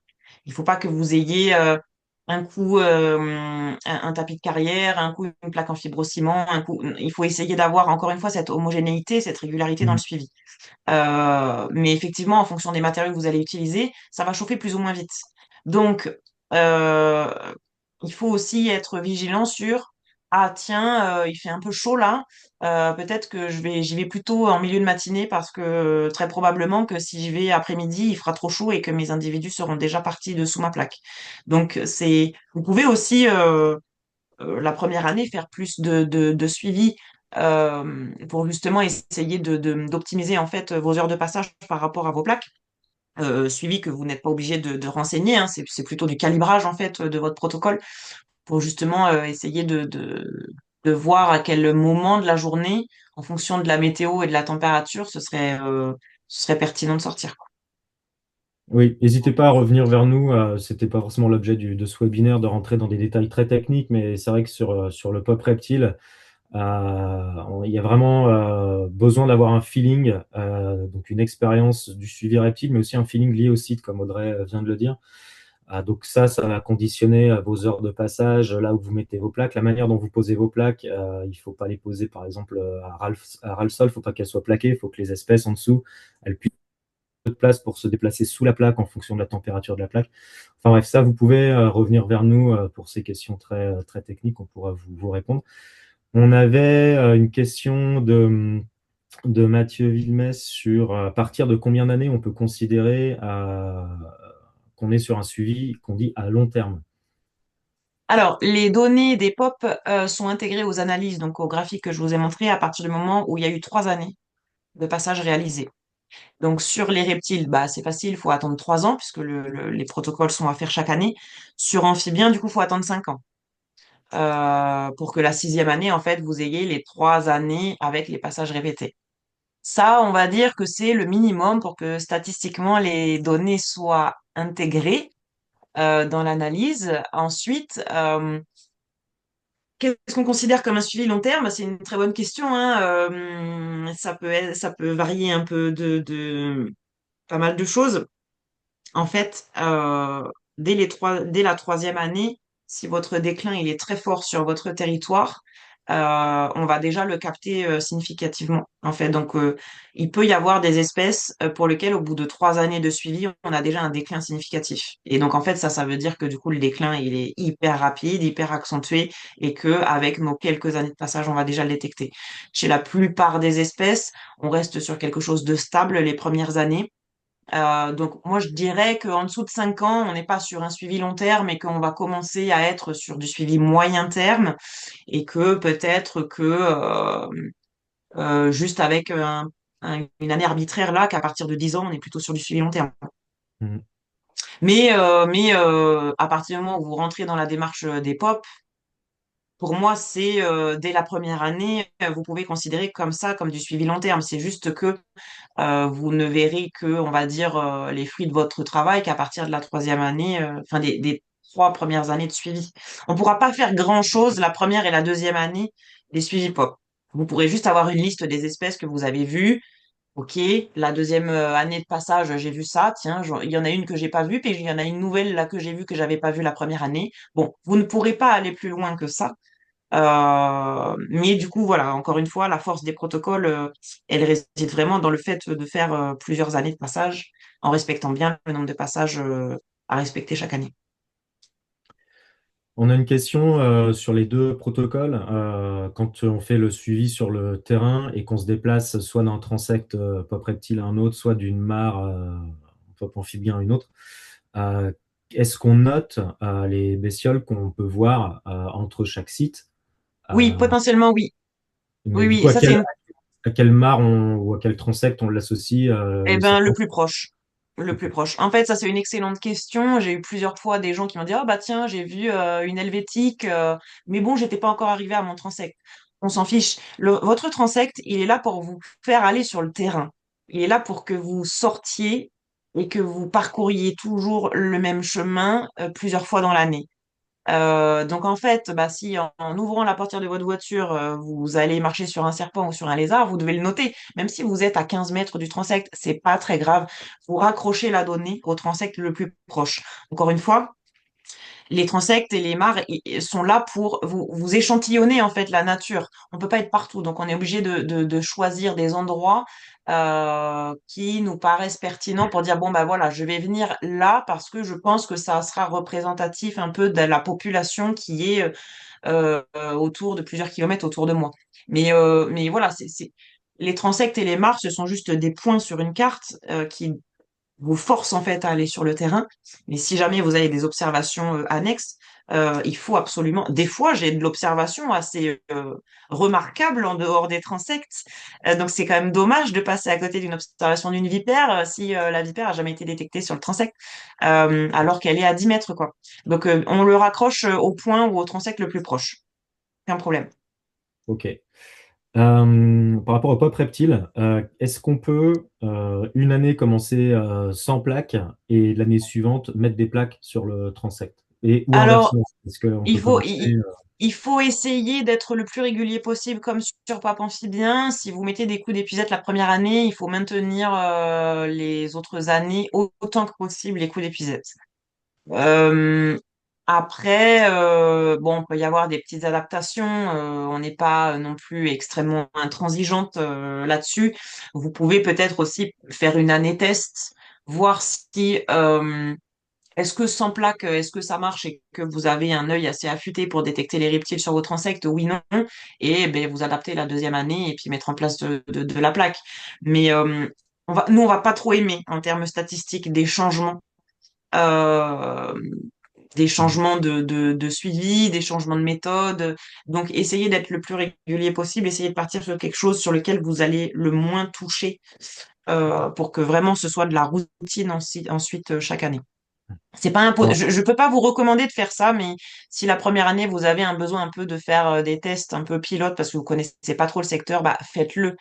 Mais par contre, la deuxième année, si vous décidez de mettre des plaques, vous les gardez ensuite tout le reste du temps. Il faut pas qu'il y ait de la plaque, pas de plaque, et puis 3 ans après, bah finalement je remets les plaques, et puis non, ça il faut éviter parce que ça apporte du biais vraiment dans les probables de détection des espèces. alors, la plaque, l'utilisation de plaques, c'est pas le truc magique qui va faire que tout de suite vous allez voir plein de bestioles. Ça peut être, comment dire, ça peut faciliter le fait que vous les voyez, parce que les espèces, les individus peuvent rester en dessous un peu plus longtemps, notamment quand les conditions météo du moment sont peut-être un petit peu moyennes, un peu fraîches. Euh, les plaques vont quand même malgré tout chauffer s'il y a un peu de rayonnement UV, et les individus vont rester assez longtemps. Mais c'est pas quelque chose qui va faire en sorte qu'à 100%, une fois que vous allez aller sur votre site, vous allez voir des bestioles dessus. Si vous y allez, une météo qui est pas bonne, par exemple, il fait trop chaud, et que vos plaques sont en plein soleil, vous aurez absolument rien dessous, il fera absolument trop chaud. Il y a beaucoup d'a priori sur la détection des reptiles, et notamment sur le fait qu'on les détecte quand le temps est ensoleillé, sans vent et en plein soleil. C'est complètement, enfin, il faut vraiment faire attention à ça parce que ces météos-là, quand vous faites des suivis plaques, les plaques chauffent tout de suite très très vite et vous allez rien voir dessous en fait. Donc c'est assez, il faut vraiment se méfier de ça. On avait une question et après peut-être qu'il faut qu'on avance. Je me rends pas compte du timing Ouais. qui nous reste. Euh, une question sur le pop amphibien. Compte tenu des fluctuations météo avec le changement climatique, ne serait-il pas pertinent de faire le suivi pop amphibien tous les ans, donc par air, j'imagine, au lieu de le faire une fois tous les 2 ans? Alors vous pouvez le faire, vous pouvez le faire. C'est une très bonne remarque. Il y avait aussi, il y a pas mal de retours sur nos protocoles sur justement les périodes de passage parce que ben on voit que les périodes qu'on recommande dans certains territoires et certaines années, ben c'est presque trop tard. Faudrait tout avancer. Euh, c'est une très bonne remarque. Aujourd'hui, on a quand même quasiment 15 ans en fait de suivi sur certains sites euh, qui sont du coup réalisés une année sur deux. Donc les modèles statistiques sont construits comme ça, en compilant en fait les données de 2 années. Du coup, pour l'échelle nationale, je suis pas certaine aujourd'hui que, en tout cas dans un avenir très proche, on pourra prendre en compte les données pop amphibien de chaque année. En fait, quand vous faites des suivis chaque année de pop amphibien, nous, on prend une année sur deux, en fait. Donc, il y a des données qu'on n'utilise pas aujourd'hui. Ce sera peut-être différent dans quelques années. Par contre, rien ne vous empêche, vous, de faire tourner des petites stats à votre échelle avec les points de vigilance que j'évoquais en introduction. Hein. Ça ne répondra pas forcément à votre question concernant de la gestion si vous suivez 3 mares sur un site de 17 hectares, mais ça peut quand même vous permettre d'avoir une petite idée, même partielle, de ce qui se passe. Et ça peut être, en tout cas, c'est de la donnée qui ne sera pas perdue. Euh, donc, pourquoi pas? Pourquoi pas faire les suivis chaque année sur Pop Amphibien? Il peut effectivement y avoir des gros changements dans les sites, notamment les sites qui sont restaurés ou qui sont nouvellement créés ou dans le cadre de mesure ERC, qu'on va pas forcément ouvrir le dossier là parce que c'est du gros débat, mais sur de la mesure ERC, bah, typiquement, nous, on recommande aux constructeurs de faire des suivis chaque année pendant 5 ans suite aux travaux parce qu'on sait que après un gros changement en fait qui a impacté l'habitat, il peut y avoir énormément bah, vous allez avoir les premières espèces qui vont arriver, mais il peut y avoir aussi d'autres qui remplacent de la colonisation, de la disparition, avant que le milieu se restabilise, il faut parfois plusieurs années. Et dans ce cadre précis-là, on va recommander plutôt des passages annuels, effectivement. Mais donc, j'ai pas envie de vous empêcher de le faire. Sachez que juste pour être très transparente, les données annuelles amphibiens, si vous faites les suivis tous les ans, toutes les données seront pas incluses dans les analyses, mais peut-être que dans un futur proche, ce sera le cas. J'en pose une dernière parce qu'elle me semble vraiment pertinente pour notamment obtenir des données anciennes. Donc la question, c'est si nous faisons un suivi reptile depuis plusieurs années sur un secteur et que ce suivi peut être compatible avec le POP, est-ce qu'on peut Oui, faire un rattrapage, c'est-à-dire réintégrer les données de notre suivi reptile dans le protocole POP tout reptile? à fait. Et si on a fait plus de 6 passages lors de notre suivi reptile maison, j'ai envie de dire, est-ce qu'il faut mentionner tous les plus que 6 passages ou est-ce qu'il faut qu'on note dans GeoNature que six Que les 6 passages? passages. Et si on en a fait Euh, 8, quel on prend? Si on doit Ouais, en alors en fait, il y a deux façons de faire. La première, elle est plus simple pour nous, c'est que vous saisissiez que les 6 passages. Comme ça, bah, nous, on n'a pas de traitement supplémentaire à faire. Si vous saisissez vos 8 passages, on va venir tirer plus ou moins aléatoirement en fait 6 passages sur les 8. Donc, ça nous rajoute en fait une étape supplémentaire de traitement de données. Euh, donc après, ben, vous pouvez prendre à la rigueur le deuxième et le septième passage. Et du deuxième au septième, comme ça, vous avez 6 passages si vous en avez fait 8. Il faut aussi que ça reste euh, aléatoire en fait. Il faut pas que vous choisissiez les passages où vous avez rencontré le plus d'espèces. L'idée, c'est pas de détecter un maximum d'espèces. C'est pas du Pokémon Go où on est là à chercher un max d'espèces. Les sites sur lesquels vous voyez peu d'espèces, ce sont potentiellement les sites sur lesquels vous allez voir arriver des nouvelles espèces au cours du temps. Alors, je sais que ça peut être très frustrant pour les herpétos parce que on a beaucoup de sites qui sont suivis dans des réserves avec des super populations d'amphibiens et de reptiles. Et donc, à chaque fois qu'ils vont sur le terrain, ben, ils voient 10 espèces différentes. Ils sont ravis, ils sont contents, c'est super cool. Mais le fait est que dans ces milieux-là, la seule chose qu'on peut avoir en tendance, c'est du déclin. Alors que si vous allez sur un milieu qui est plus dégradé et qui est voilà sur lequel vous allez peut-être faire beaucoup de zéros en non-observation pendant plusieurs années, et ben c'est sur ces milieux-là que vous êtes en mesure de capter l'arrivée d'une nouvelle espèce qui n'était pas présente jusqu'à présent. Donc il faut pas partir avec un a priori et il faut essayer de sélectionner des habitats qui vous paraissent favorables, point. Mais si vous avez des transects sur lesquels vous n'avez que le lézard des murailles et que vous vous dites, oh là là, mon suivi de transect, il est nul, j'ai que du lézard des murailles, pas du tout. Au contraire, continuez, continuez, continuez. Ça peut être frustrant d'aller sur le terrain que pour voir du muraille, mais c'est pas grave. Si vous estimez que l'habitat est toujours favorable aux reptiles, continuez et un jour vous allez voir autre chose qui va arriver. Donc, il faut pas se dire que le protocole marche pas parce qu'on n'observe rien. Voilà, c'est ça que je voulais dire. Et donc, sur la sélection des passages, ne pas sélectionner les passages où on a vu le plus d'animaux. Parce que, encore une fois, ben, ça biaise aussi la réalité. Donc, nous, on est là pour essayer d'avoir quelque chose de très objectif. Donc, si vous êtes dans ce cas-là, n'hésitez pas à revenir vers nous, hein. Si vous faites des suivis reptiles, mais qui ne sont pas labellisés POP, revenez vers nous. On échangera pour savoir si c'est possible de valoriser vos données et de les intégrer dans le POP pour que ça participe aussi aux tendances passées. Ouais, tout à fait. Euh, la pose des plaques, ouais, la pose des plaques le plus tôt possible. Oui, Ça peut varier. Si vous savez qu'au printemps de l'année N+1, vous allez faire un suivi sur un site, posez vos plaques dès l'année N, à l'automne, hiver N, le plus tôt possible, le temps que les bestioles les trouvent, puis qu'après ils aient l'habitude de l'utiliser. Après, ce que je vois aussi souvent, c'est qu'on pose une plaque et on revient la semaine d'après, il y a déjà des trucs dessous. Ça dépend aussi des il n'y a habitats. aucune règle. Ouais, Il y a il y a aucune anticiper, règle là-dessus. si vous avez la possibilité d'anticiper, anticiper, et puis sinon, croisez les doigts. C'est On tout pour les continue? questions du chat. Ok, super. On va parler maintenant de la saisie des données. Donc, vous l'avez bien compris, en introduction, on n'est pas sur la donnée opportuniste. Alors, attention. Euh, Ça veut dire que les données qui sont issues de vos protocoles POP, vous ne devez pas, s'il vous plaît, les saisir dans les outils classiques de type Faune France ou plateforme SINP classique, parce que ces outils-là sont faits pour gérer de la donnée opportuniste.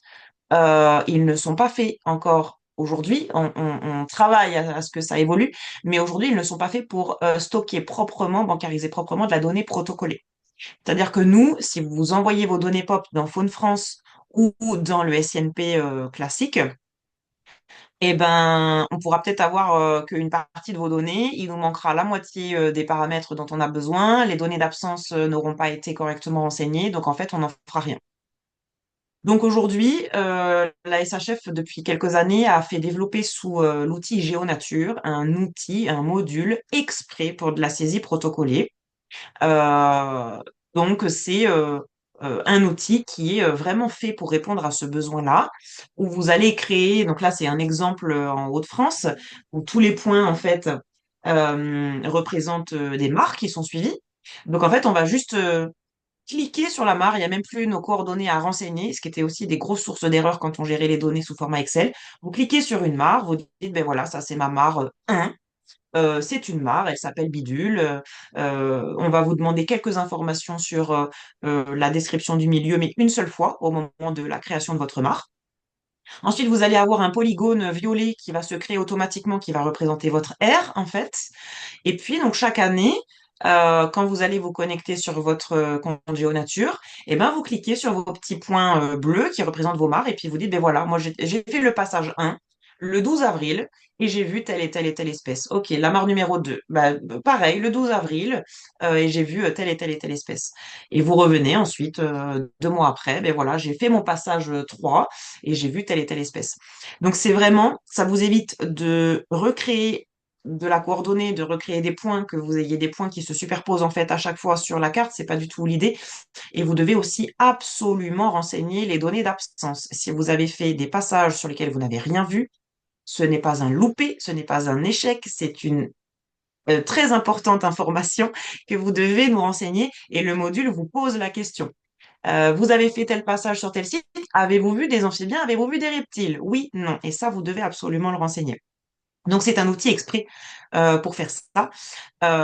C'est un outil qu'on met à disposition des plateformes SINP régionales qui sont déjà sous GeoNature. Par exemple, en Occitanie, il y a une plateforme GeoNature qui permet de bancariser les données opportunistes.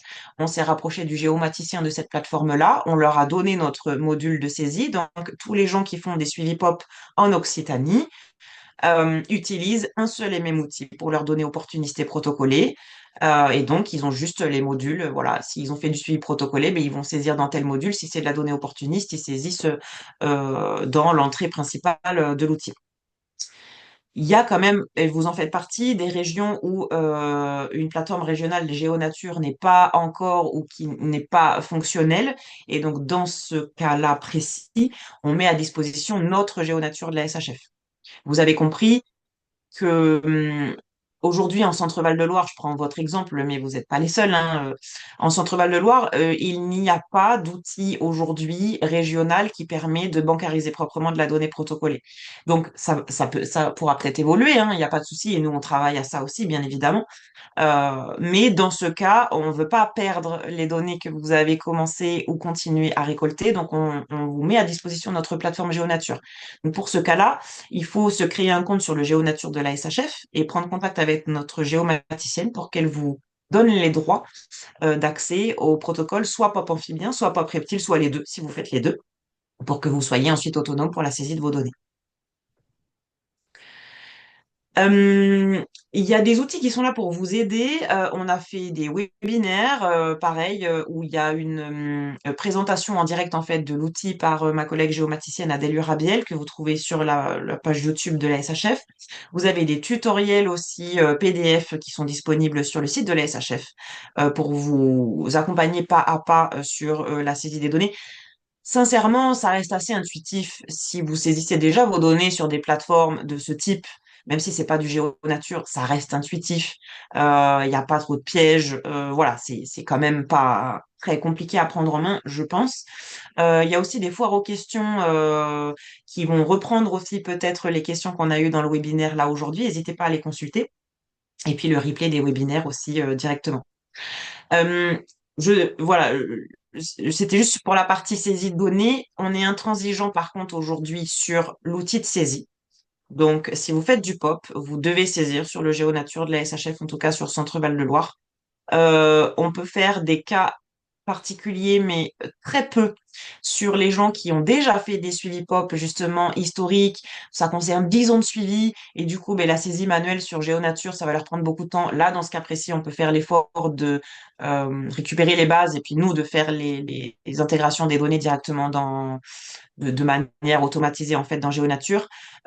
Mais par contre, vous l'avez bien compris, envoyer vos données dans un autre outil ne marchera pas et la SHF n'aura pas forcément les accès ni l'ensemble des données pour que vos données soient intégrées aux analyses. Donc, ce sera de la donnée qui va être automatiquement traduite en données opportunistes et nous, on peut pas utiliser ça. C'est impossible. Donc, attention, attention aux outils dans lesquels vous versez les données.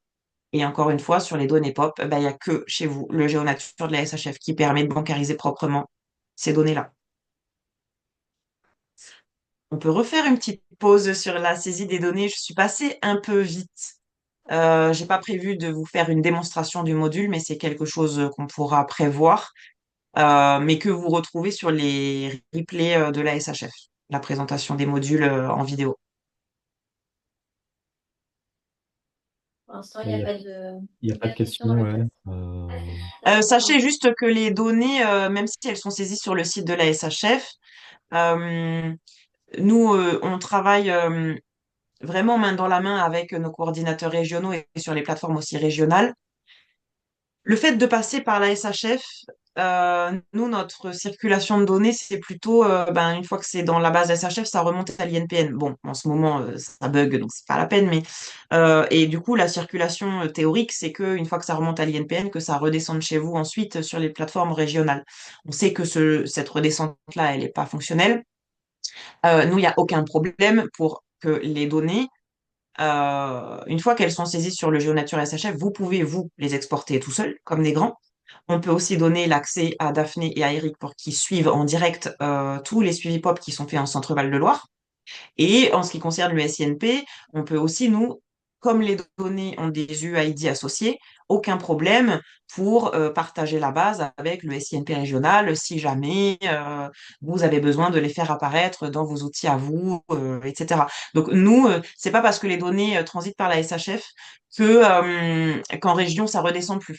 Voilà, il suffit juste d'avoir une demande où Daphné et Eric peuvent avoir aussi la main sur le GeoNature et télécharger les données pour que vous puissiez aussi, vous, les valoriser à l'échelle régionale sans attendre que ça redescende de côté INPN, quoi.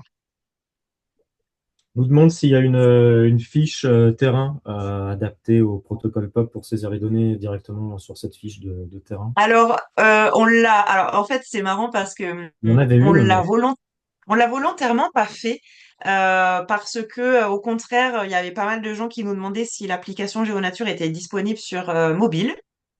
Alors, c'est en train de se développer. Donc, je pense que d'ici fin d'année, là, en fait, je vous ai fait une capture d'écran de mon PC. Euh, mais GeoNature est disponible sur mobile, mais que pour de la donnée opportuniste. Nous, ce qui nous intéresse, encore une fois, c'est la donnée protocolée. Et en fait, il y a beaucoup de gens qui nous demandent d'avoir cette application-là. Donc, c'est en cours de développement. Et du coup, mais à l'inverse, de l'autre côté, il y a des gens qui nous demandent aussi les fiches terrain.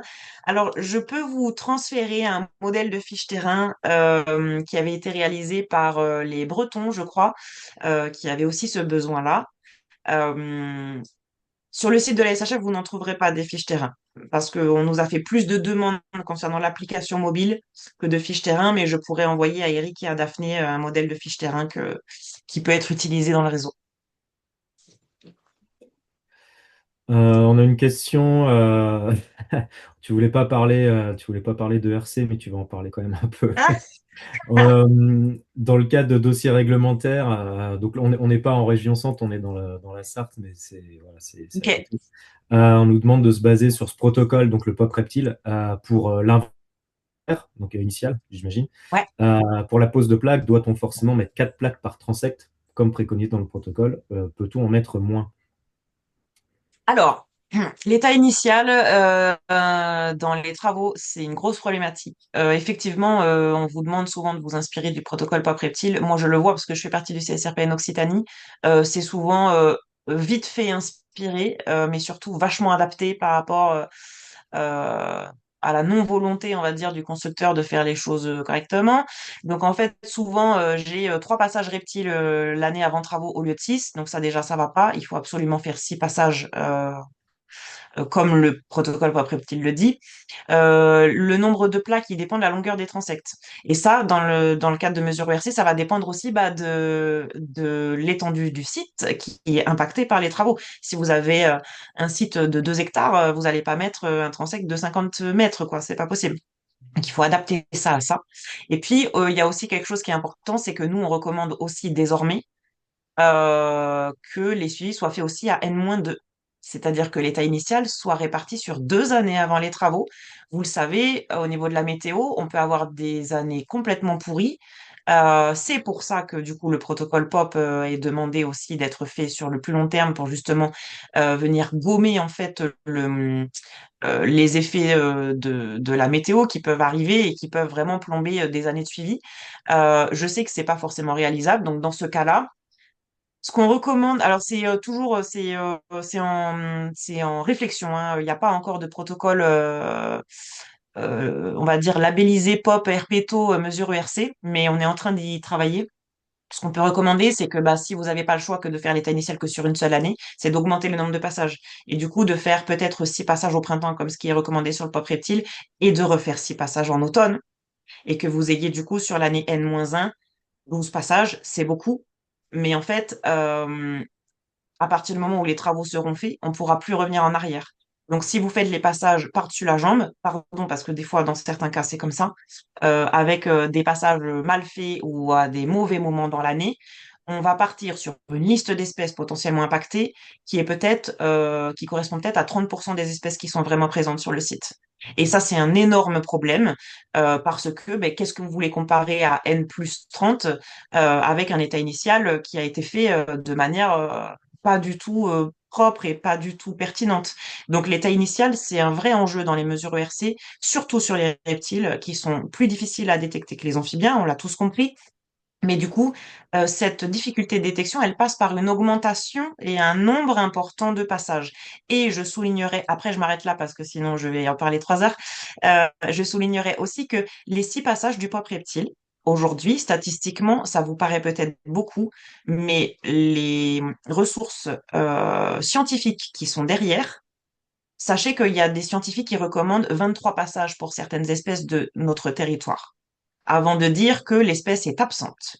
Donc en fait, euh, descendre en dessous de 6 passages, pour moi, ça a un non-sens statistique en fait et un non-sens de résultats.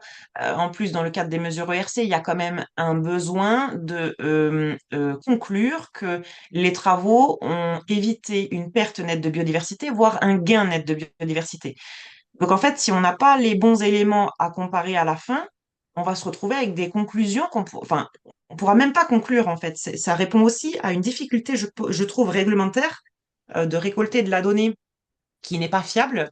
Euh, et du coup, bah, dans 30 ans, qu'est-ce qu'on pourra conclure dessus? Bah, on ne sait pas vraiment quoi. Donc, il y a un gros enjeu sur les mesures ERC et on est en train d'y travailler là. On a une question sur le positionnement des transectes pop reptiles. Faut-il orienter les transectes de la même manière ou mixer et comment on les oriente par rapport à l'exposition au soleil? Tu veux peut-être répondre, Audrey, là-dessus aussi. Bah, vas-y, Eric, mais Bah, en fait, l'objectif, c'est quand même de parcourir des secteurs qui sont occupés par les reptiles de manière un peu prévisible, c'est-à-dire quand ils cherchent à thermoréguler, et notamment à augmenter un peu leur température corporelle. Donc l'orientation, elle doit prendre en compte, elle prend en compte ça. Après, vous pouvez avoir des plaques qui sont à moitié à l'ombre, ça peut arriver. Et ça, c'est pendant votre phase de rodage, si vous avez le temps d'aller voir votre site, comment il fonctionne et vos plaques, comment les reptiles y répondent. Vous pouvez vous dire, bah, là, j'y vais quand il y a un peu de soleil parce que les plaques, il faut qu'elles chauffent un peu. Ou bah, en fait, peu importe, ma plaque, elle marche même quand c'est un peu à l'ombre. Voilà, ça peut être plein de trucs. Mais l'idée, c'est quand même d'aller les détecter pendant qu'ils se réchauffent, parce que c'est là où c'est un peu plus prévisible. On peut trouver des reptiles quand ils cherchent à se refroidir, mais c'est beaucoup plus aléatoire. Donc, mettez une expo plutôt sud-est, sud-ouest. Mais par contre, évitez d'y aller faire vos relevés quand il fait vraiment trop chaud. Ça marchera pas non plus. Voilà. Ça demande un peu d'expérience malgré tout de savoir quand est-ce qu'il faut aller sur le terrain pour relever les plaques. Et on a une question sur GeoNature. L'appli GeoNature sera-t-elle disponible prochainement dans les Android ou iOS pour faciliter le téléchargement? Beaucoup oui. d'observateurs sont pas très à l'aise avec l'outil téléphonique. Euh,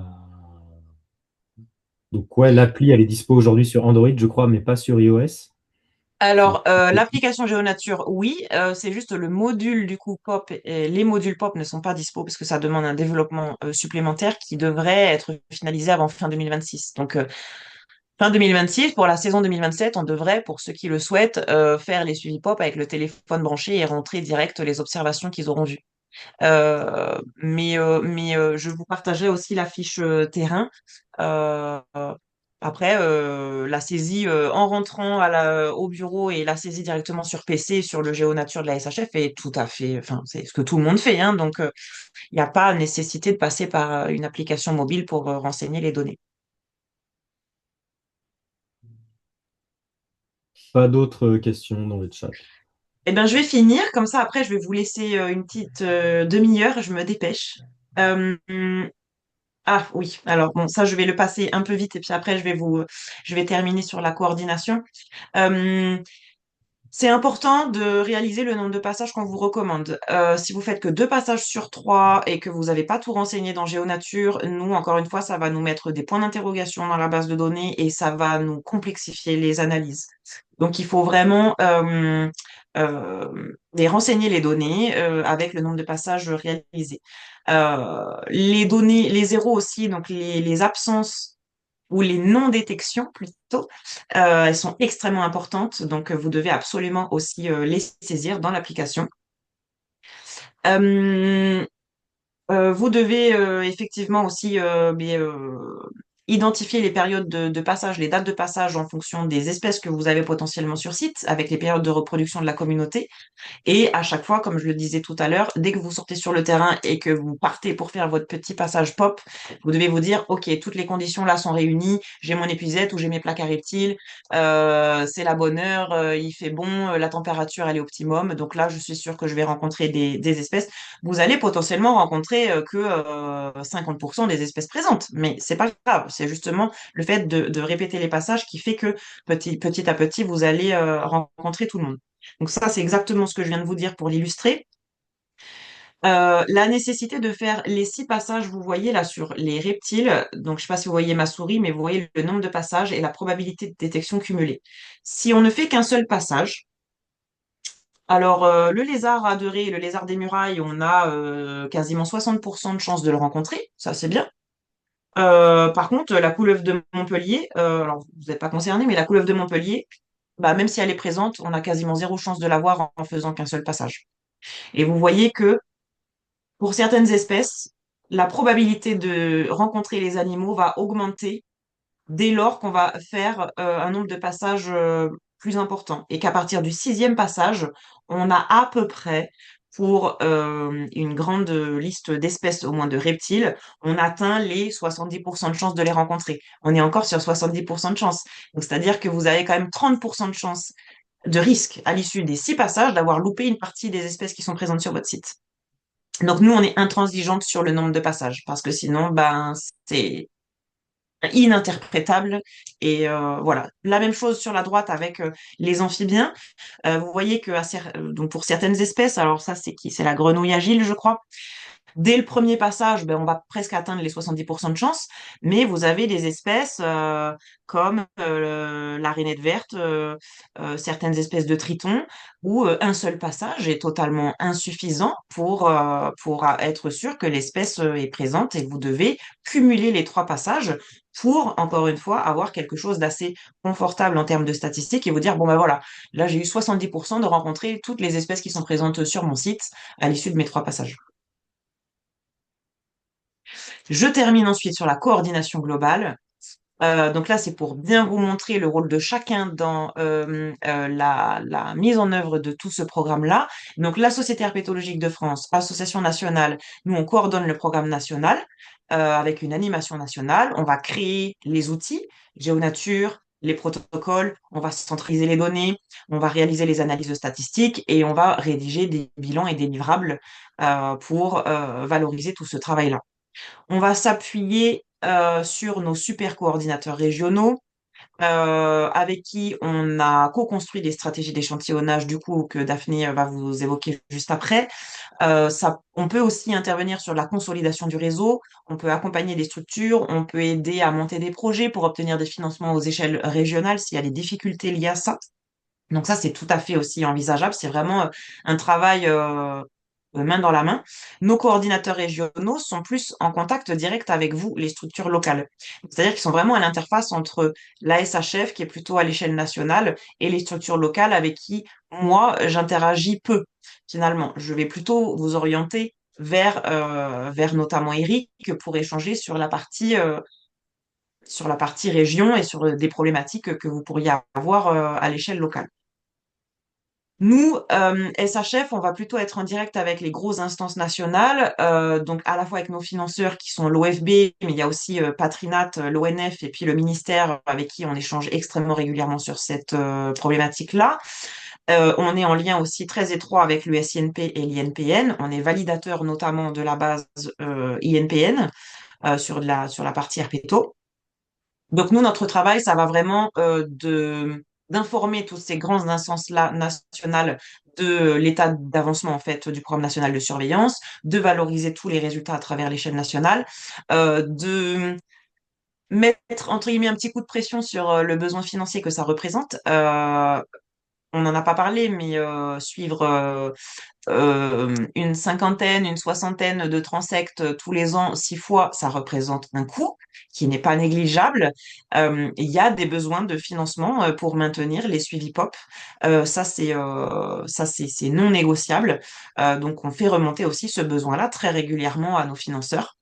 Et donc, du coup, on valorise aussi ces données-là dans les politiques environnementales. Mais on est vraiment, euh, on récolte vraiment les besoins dans chacune des régions. Chaque région a en fait sa particularité, hein, c'est presque du cas par cas, mais chaque région a ses difficultés. Et du coup, ben, quand on estime qu'il y a des grosses difficultés qui doivent être remontées à l'échelle nationale, on s'en occupe. Des fois, ça marche, des fois, ça marche pas, mais bon, en tout cas, on fait le relais. Je vais laisser la main et du coup le partage à Daphné pour la suite. J'espère que j'ai pas parlé trop, désolée. J'espère que tu vas avoir assez de temps pour la fin. Oui, il n'y a pas de souci. Après, c'était des questions intéressantes pour tout le monde, donc il fallait y répondre dans tous les cas. Alors, je me permets de faire un partage d'écran hop, et prendre la suite de la présentation. Et Eric, si tu veux compléter, n'hésite pas. Donc, est-ce que ça marche? Voilà. Donc là, la SHF et notamment Adèle nous a fourni des éléments concernant l'état des lieux en région du protocole POP amphibien communauté. Donc, vous avez sur la droite une cartographie qui représente les différents gestionnaires de données qui centralisent de l'information. Et donc, soit, comme le disait Audrey, on est sur des données historiques qui peuvent avoir été transmises par certaines structures via des fichiers Excel, mais ce n'est plus la tendance qu'il faut adopter désormais et utiliser principalement l'outil GeoNature. Donc là, en termes de jeux de données dans la base, il y a deux périodes qui sont distinctes. On a la période de 2008-2023, donc là, avec un comparatif à chaque fois sur les données présentes dans la base pour la France métropolitaine et la Corse, enfin avec la Corse, et puis en Centre-Val de Loire. Donc là, les informations sont plus de 6000 sites suivis au moins une année en France. Et en région, on est sur 126 sites, donc suivis au moins une fois. Et là, quand on regarde pour les 3 années qui permettent d'avoir un jeu de données statistique fiable, on n'est plus qu'à 7 sites en région Centre-Val de Loire qui ont été suivis au moins 3 années. Donc là, on est sur le POP amphibien communauté. Donc, on a rappelé que l'important, c'est d'avoir un suivi temporel sur le long terme. Donc, vous comprenez bien que seules les données sur les 7 sites peuvent être intégrées dans les analyses et donc tous les autres sites, pour l'instant, ne sont pas utilisables. Toutes les données, en tout cas, ne sont pas utilisables. Ensuite, il y a une autre information qu'on n'a pas évoquée jusqu'à présent, ce sont les localisations des sites à suivre. C'est-à-dire qu'au niveau national, il y a eu un échantillonnage de mailles 5 par 5 km qui a été fait sur l'ensemble de chacune des régions de France. Et donc ça, c'est la cartographie des mailles correspondant à la région Centre-Val de Loire. Donc on voit, en vert foncé, c'est les mailles à suivre. En vert clair jaune, c'est les mailles qui sont déjà suivies pour au moins une série temporelle d'un an. Et puis, les mailles en marron, là, ce sont les mailles pour lesquelles il y a eu des suivis au moins trois saisons de suite. Enfin, 3 saisons dans le protocole. Donc, et ça, c'est sur la période historique sur la totalité de la période 2008-2023. Et donc, on voit bien que finalement, sur l'ensemble des jeux de données qu'on peut avoir, pour l'instant, seules 2 mailles contiennent les données suivies avec des sites qui ont été suivis au moins 3 années. Donc, dans l'idéal, l'idée, c'est si vous voulez vous investir dans les POP, le mieux serait de pouvoir identifier vos sites dans les mailles qui sont identifiées pour que ça ait plus de poids au niveau statistique. Bien sûr, Audrey, si tu as des remarques particulières, n'hésite pas à compléter si jamais c'est pas assez clair. Et ça permet finalement d'avoir un tirage aléatoire qui permet de cibler finalement des habitats qui ne sont pas forcément ceux auxquels on pense en premier quand on veut aller faire du pop amphibien sur le terrain. C'est-à-dire que pour éviter une surreprésentation, comme on le disait, des sites déjà gérés par ailleurs, des sites qui sont des hotspots de biodiversité, et bien le fait d'échantillonner comme ça largement sur l'ensemble du territoire nous permet d'aller positionner des points de suivi dans des secteurs qui n'appâteraient pas grand herpétologue de prime abord. Pour le pop reptile communauté, finalement, on a les mêmes éléments. Donc là, la cartographie à droite, là, on est sur une période 2017-2024. Et donc, en région Centre-Val de Loire, pour les données qui rentrent dans l'analyse de données, on est sur 41 transects suivis au moins 3 années. Donc voilà, je vous laisse prendre le temps de regarder un peu.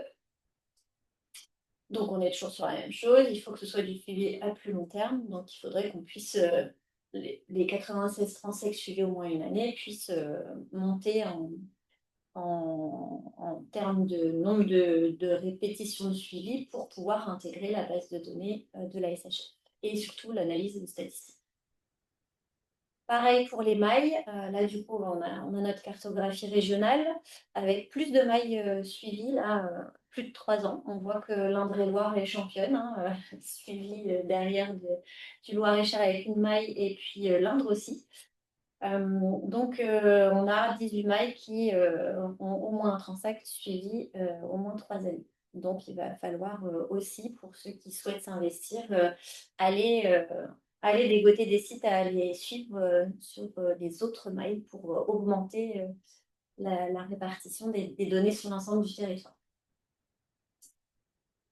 Pour ce qui est du déploiement à venir des POP en Centre-Val de Loire, donc, comme je vous le disais en introduction, moi je suis coordinatrice d'autres protocoles de suivi standardisé, donc le protocole STOC, suivi temporel des oiseaux communs, et son petit frère, le CHOC, pour les oiseaux hivernants, depuis 2020.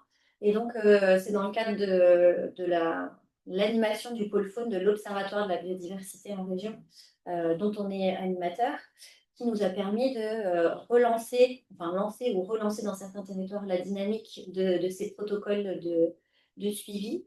Et on a maintenant une bonne dynamique puisqu'on a permis d'atteindre justement le nombre de carrés suivis en région pour obtenir des données statistiques fiables pour des tendances régionales. Donc, à la suite de ce bon travail, on va dire, l'Adréal s'est rapproché de nous pour voir s'il y avait moyen de développer la coordination des suivis POP, donc en concertation avec Eric, qui est le coordinateur régional SHF. On va travailler à étudier la possibilité donc, de déployer ces protocoles-là. Donc ça, c'est l'année 2026 qui va nous permettre d'identifier les critères de réussite qui sont mis en place dans les autres régions, les éventuels freins identifiés qu'il faudrait qu'on lève pour pouvoir réussir cette coordination. Et puis, si tout est bon, pour 2027, on pourrait se lancer dans la première année de suivi. Donc, FNU Centre-Val de Loire en tant que coordinateur régional identifié, et puis Eric en appui justement sur tous les aspects techniques, parce que globalement, entre nous deux, c'est lui qui va sur le terrain et pas moi. Voilà. Donc, pour qu'on puisse faire un premier point de connaître les envies de chacun, on a déjà identifié qu'il y avait en tout cas un levier d'action qui était intéressant, notamment sur le stock, c'est d'avoir dans notre poche des coordinateurs ou coordinatrices départementaux. Donc, à voir, bien évidemment, sous quelles conditions on pourrait mettre en place cette échelle de coordination entre le régional et puis les observateurs de terrain. Mais l'idée, ce serait éventuellement d'avoir des coordinateurs départementaux.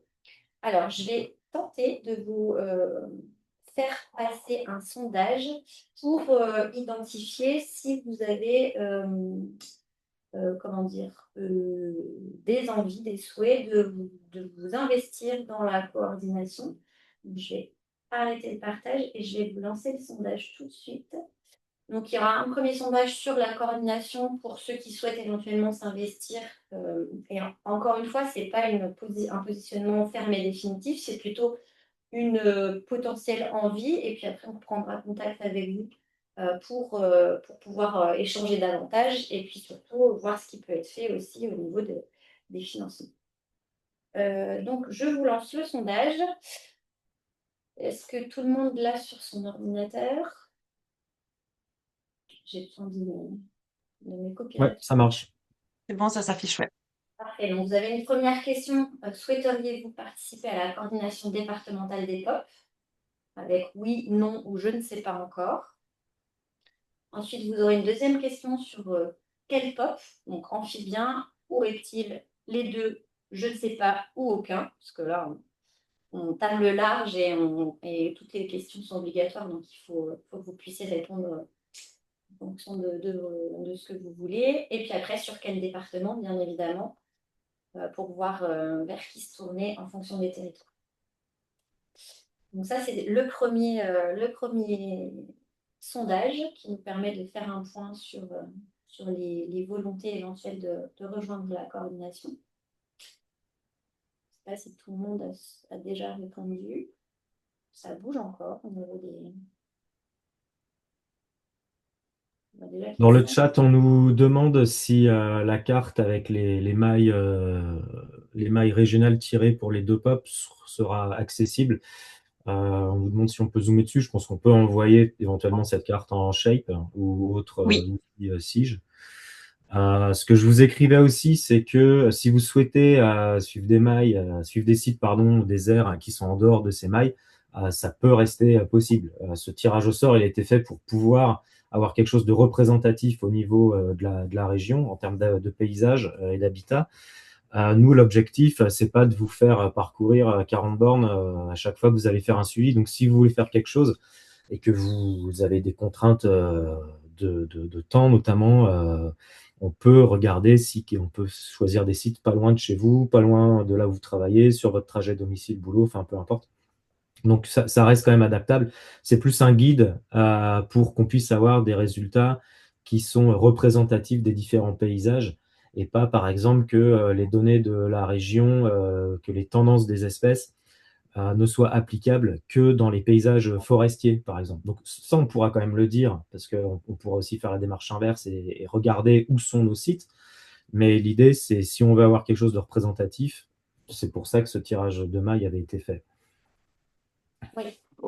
Et ce sondage-là en direct, bien sûr, c'est pour le moment du webinaire, mais on va laisser l'enquête en cours aussi pour toutes les personnes ou structures qui n'auraient pas pu participer aujourd'hui à ce webinaire pour collecter un maximum d'éléments. Donc, si vous ne répondez pas aujourd'hui, ce n'est pas bien grave. Il y aura aussi possibilité de vous positionner un peu plus tard, notamment pour les quelques personnes qui n'ont pas encore réfléchi à la question. J'imagine bien que on vous prend un peu à dépourvu avec ce type de questions, mais c'est pour se faire une première idée. Je vois que j'ai plus de 50% des personnes qui ont participé. Donc, je vais mettre fin au sondage. Et puis, comme je vous le disais, il y aura moyen de vous mobiliser si besoin via le lien que je vais vous mettre dans le chat. Donc, je mets fin au sondage. Je vous partage les résultats dans un premier temps. Est-ce que vous voyez les résultats? oui, Donc, on a 7 personnes qui souhaiteraient éventuellement s'investir dans le POP au niveau départemental. On a tous les départements qui sont présentés, ça c'est plutôt cool. Donc, on va pouvoir échanger avec chacun d'entre vous. Et puis, il y a de l'amphibien, du reptile, il y a des personnes qui se mobilisent aussi pour les deux protocoles. Donc, on a, Eric, potentiellement du monde pour la suite. Donc, Ben, merci et bienvenue. voilà. Donc, j'arrête le partage des résultats et je vous relance le partage de mon écran pour continuer parce qu'il y a très rapidement un deuxième sondage, cette fois qui va être pour l'identification des observateurs de terrain qui souhaitent s'investir dans le pop reptile, le pop amphibien ou les deux. Donc là, je vais vous relancer de manière similaire à juste avant un petit sondage en direct. Donc, je vous le lance tout de suite. Hop. Suivi pop, lancé. Est-ce que vous voyez le sondage? oui. Parfait, super. Donc là, plusieurs questions. Est-ce que vous souhaitez plutôt faire des suivis POP amphibiens? Deuxième question sur le POP amphibien, combien de suivis souhaiteriez-vous réaliser? Ensuite, suivre un site sur un secteur bien particulier ou éventuellement dans une des mailles présélectionnées via la cartographie. Bon, même si pour l'instant vous n'avez pas le détail, mais c'est tout pour une philosophie de collecte de données. Et puis après, est-ce que vous souhaitez plutôt vous orienter vers le POP reptile? Et pareil, les mêmes questions. Combien de suivis éventuellement? Et puis, est-ce que c'est déjà sur un secteur bien précis que vous avez identifié ou est-ce que vous êtes ouvert aussi à créer un suivi dans une maille présélectionnée pour apporter plus de poids statistique à vos données? On va laisser les personnes répondre. Je ne sais pas s'il y avait d'autres éléments dans le chat en attendant.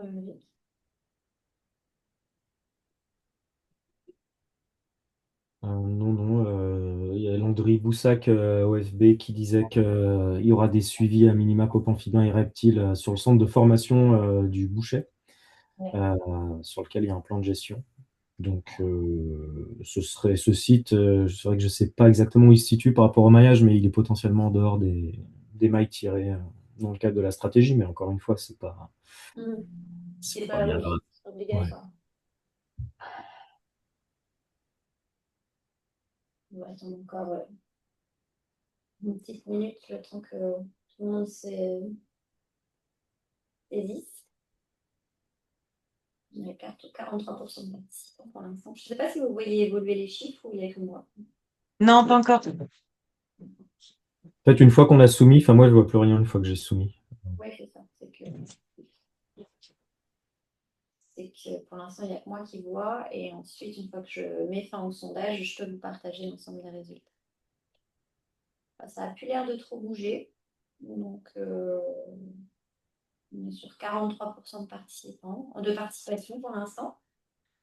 On va s'arrêter là. Y a-t-il des échanges pour ne pas avoir de suivi au même endroit par deux entités distinctes? Question dans le chat. De toute façon, nous, on va avoir accès avec Eric à l'ensemble des données et des volontés de chacun. Donc, on fera un suivi des différents sites. Je ne sais pas, Audrey, si par rapport à la saisie sur la base de données, est-ce qu'il y a une alerte qui s'affiche quand on sélectionne un site sur lequel il y a déjà un suivi ou pas du tout? Non, il n'y a pas d'alerte. Après, vous avez la possibilité avant de saisir, en fait, d'aller voir la base de données POP amphibien, par exemple, Centre-Val de Loire, et de vérifier que à 2 kilomètres à côté de chez vous, il n'y a pas déjà un suivi qui est fait par une autre structure. Donc, il y a cette possibilité d'avoir de la visualisation sur la localisation des suivis. Après, il n'y a pas d'alerte. Mais bon, dans le contexte actuel de Centre-Val de Loire, j'ai un peu envie de vous dire que c'est open bar et que vous pouvez y aller. Vous avez compris qu'on n'est pas strict sur la stratégie d'échantillonnage. C'est vraiment quelque chose sur lequel on peut être guidé si jamais vous savez pas où mettre des suivis.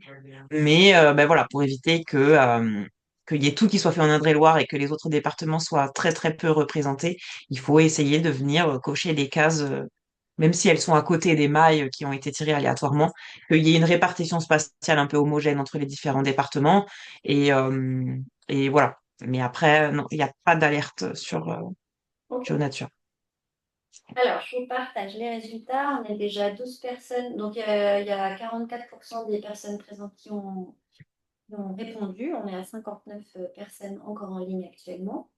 Donc, il y a 12 personnes qui souhaitent faire des suivis POP avec un, deux, voire plus de passages. Il y en a encore pas mal qui ne savent pas encore, une dizaine. Avec une orientation finalement à peu près similaire, soit sur un site déjà bien précis ou alors d'aller dans des mailles présélectionnées. Donc, voilà. Et puis, il y a encore quelques personnes qui réfléchissent au lieu, bien évidemment. Rien n'est figé dans le marbre, hein. Vous avez le temps pour vous positionner. mais c'était pour nous donner une première visibilité de ce qui pouvait s'envisager par la suite. Pour le pop reptile, donc on est à 12 personnes qui veulent faire des suivis assurément. Encore une dizaine qui ne savent pas encore. On est pareil sur un ou plusieurs sites et on a aussi une assez grande égalité, on va dire, entre secteurs bien précis ou dans des mailles présélectionnées. Ça ne se joue pas beaucoup et il y a encore cette personne qui réfléchit. Donc on a du beau potentiel pour améliorer notre cartographie en tout cas. Voilà pour les résultats. Voilà, je vais quitter et puis je vais vous... peut-être que je finis la présentation et on prend les dernières questions. Ouais. Alors, donc, où est-ce que je suis? Hop, c'est bon, c'est parti. Donc, au niveau du choix des sites, comme on le disait, il y a ce maillage-là qui existe, mais finalement, on n'est pas obligé, enfin, s'en rapprocher pour avoir plutôt un échantillonnage le plus homogène possible, comme on disait, sur l'ensemble de la région. Et puis, si jamais vous voulez faire plusieurs sites, ben, on peut vous proposer aussi un site dans un zonage que vous connaissez déjà et qui vous intéresse bien, et puis potentiellement un autre site qui aurait de prime abord un intérêt un peu moindre, mais qui serait tout à fait intéressant, en tout cas pour les données et l'analyse statistique qui pourrait en découler.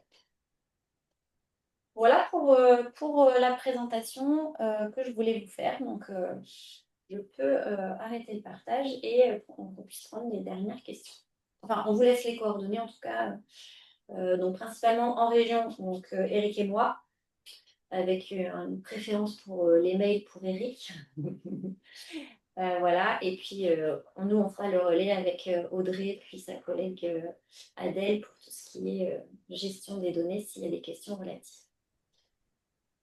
Alors, Voilà. ouais, j'avais pas vu, tu as mis mon mail perso, mais je vais vous mettre dans le chat mon mail pro, ce sera Et plus ben, simple. ben oui, et puis je vais le rechanger avant de leur transférer Ouais. le document. Puisque cette présentation va être mise en replay sur notre chaîne YouTube. Donc, et je vous enverrai aussi les éléments, on vous enverra le diapo qui vient d'être passé.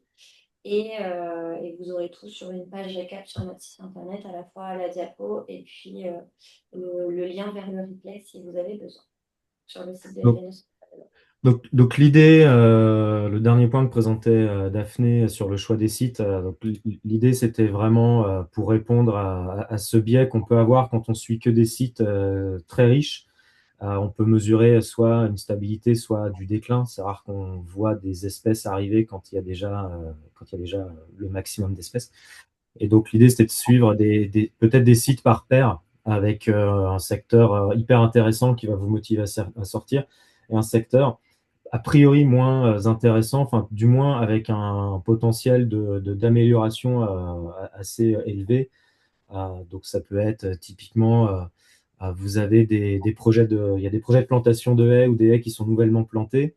Bah, ça peut valoir le coup de commencer à les suivre assez tôt pour voir l'évolution de la richesse spécifique sur ces haies. Donc c'est clair que dans un premier temps, vous n'allez pas forcément voir grand-chose, mais dans quelques années plus tard, ça pourra éventuellement payer. Donc, et après, on peut se caler, donc on pourra échanger pour que ce site un peu moins sexy, on va dire, vous fasse pas faire un gros détour quand vous allez sur le terrain. Enfin voilà, tout ça, c'est adapté en fonction de vous aussi et de ce que vous voulez voir. Et par rapport il y avait une remarque d'Aude Bourron de la Fédé régionale des chasseurs du centre. Ouais, je trouve que c'est tout à fait pertinent, hein, une fois qu'il y a des restaurations de mares, de mettre en place des suivis sur ces sites-là. Au moins, ça vous permettra de voir les impacts de ces travaux de restauration. Donc, sur au moins la richesse spécifique, hein, pas forcément sur les effectifs et autres, mais au moins sur la richesse spécifique, vous pourrez peut-être trouver de nouvelles espèces et voir comment ces espèces répondent à vos travaux. Donc, ouais, ça me semble tout à fait intéressant. Il y a une question aussi sur les observateurs. Alors, bah, idéalement, c'est sûr que maintenir le même observateur d'année en année, c'est top. On sait que c'est pas vraiment réaliste avec parfois des gros turnovers dans les structures. Ce qu'on va plutôt vous recommander, c'est de maintenir le même niveau d'expertise entre les observateurs sur un même site. C'est-à-dire, imaginez, vous avez un premier site qui est mis en place par un expert RPTO qui va cocher quasiment toutes les espèces présentes sur le site. L'année d'après, vous mettez un service civique ou un stagiaire débutant en RPTO, vous pouvez être sûr qu'il va pas voir la moitié des espèces. Euh, et donc, bah, il faut pas que ça se soit traduit dans les analyses comme un déclin. C'est juste que la personne, elle n'a pas la même expertise et que du coup, ben, forcément, elle va être moins affûtée pour détecter les espèces. Donc, le même observateur, oui.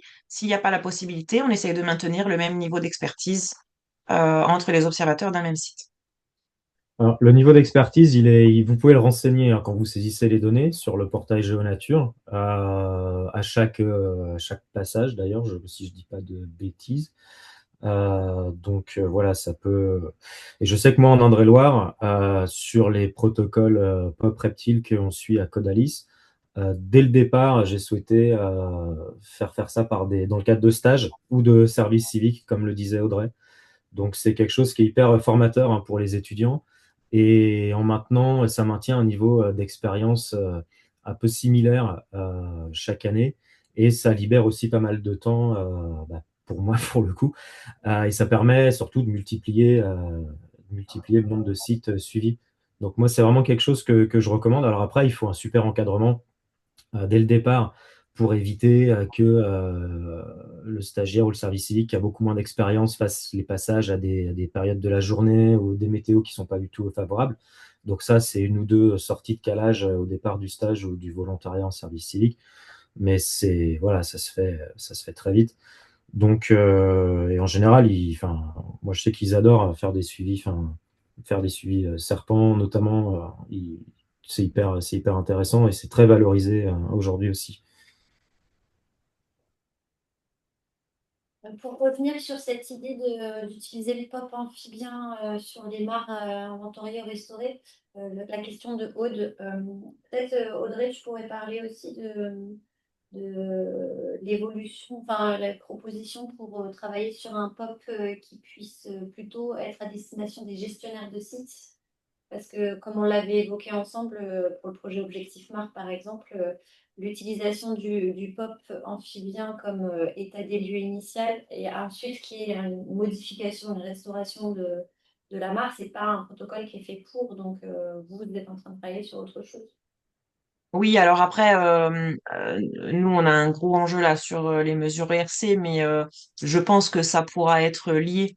C'est-à-dire que quand on aura élaboré un protocole ERC RPTO, que tous les gestionnaires, en tout cas qui font de la restauration de mares, des choses comme ça, pourront s'inspirer à la fois pour l'état initial et puis, alors peut-être pas pour suivre à N+30, mais pour appliquer justement les recommandations de protocole de suivi après travaux qui seront affichés dans le protocole ERC-RPTO. Parce qu'en fait, on sera sur, je pense, quasiment les mêmes problématiques et les mêmes contextes, voilà, avec de la modification importante d'habitat et des nécessités de faire des états initiaux assez fiables avant de toucher à l'environnement pour pouvoir conclure en fait plusieurs années après si vraiment c'est ça. Donc effectivement, nous on devrait courant d'année, je pense, j'espère aboutir à un protocole RPTO-ERC et du coup qu'on fera certainement passer à nos coordinateurs régionaux. Eric en fait partie pour pouvoir euh, pour pouvoir ensuite être diffusé en local si jamais vous avez besoin. Super, merci. Je vois qu'il n'y a plus de questions dans le chat. Dans le chat, ah si, l'état initial a été réalisé en faisant appel à un prestataire, mais je m'interrogeais sur l'intégration de certaines de ces marques en réseau au protocole SHF pour apporter notre contribution au niveau régional.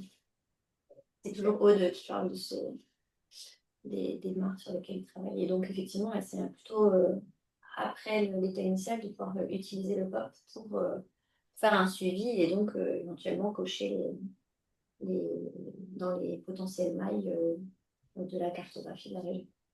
Oui, oui, oui, oui. Et enfin, il faut quand même qu'il y ait eu des années de suivi qui étaient réalisées. Il faut Pour qu'il y ait un vrai intérêt en fait à partager ces données-là, il faut pas qu'il y ait qu'une seule ou 2 années en fait de suivi où on sait qu'il y aura plus rien après. Vous l'avez compris, les données, elles intègrent les analyses à partir du moment où on a 3 séries temporelles de suivi. Donc, si vous rentrez dans cette case-là, bien évidemment que les données peuvent alimenter le programme de surveillance national. Ok. Eh ben, il est midi passé. Je crois qu'on a déjà bien débroussaillé le sujet.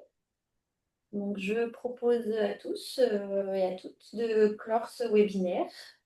J'espère qu'il a pu répondre à un maximum de vos questions et de vos attentes. Et puis, avec Eric et Audrey, on fera le point sur la suite pour faire déjà un retour sur les premières volontés qui ont été identifiées dans le sondage. Et puis, on vous met en ligne très rapidement les éléments que vous puissiez partager ou revoir tout ou partie du webinaire. Donc, vous recevrez très rapidement les éléments par mail. Voilà. Il ne me reste plus qu'à vous souhaiter un bon appétit et une bonne fin de journée. Ouais. Et à bientôt. Allez chercher des vipères, il fait beau et c'est le début de la saison cet après-midi, là, c'est bon. Bonne journée à tous. Bonne journée! Merci beaucoup, bonne journée. Merci, au revoir.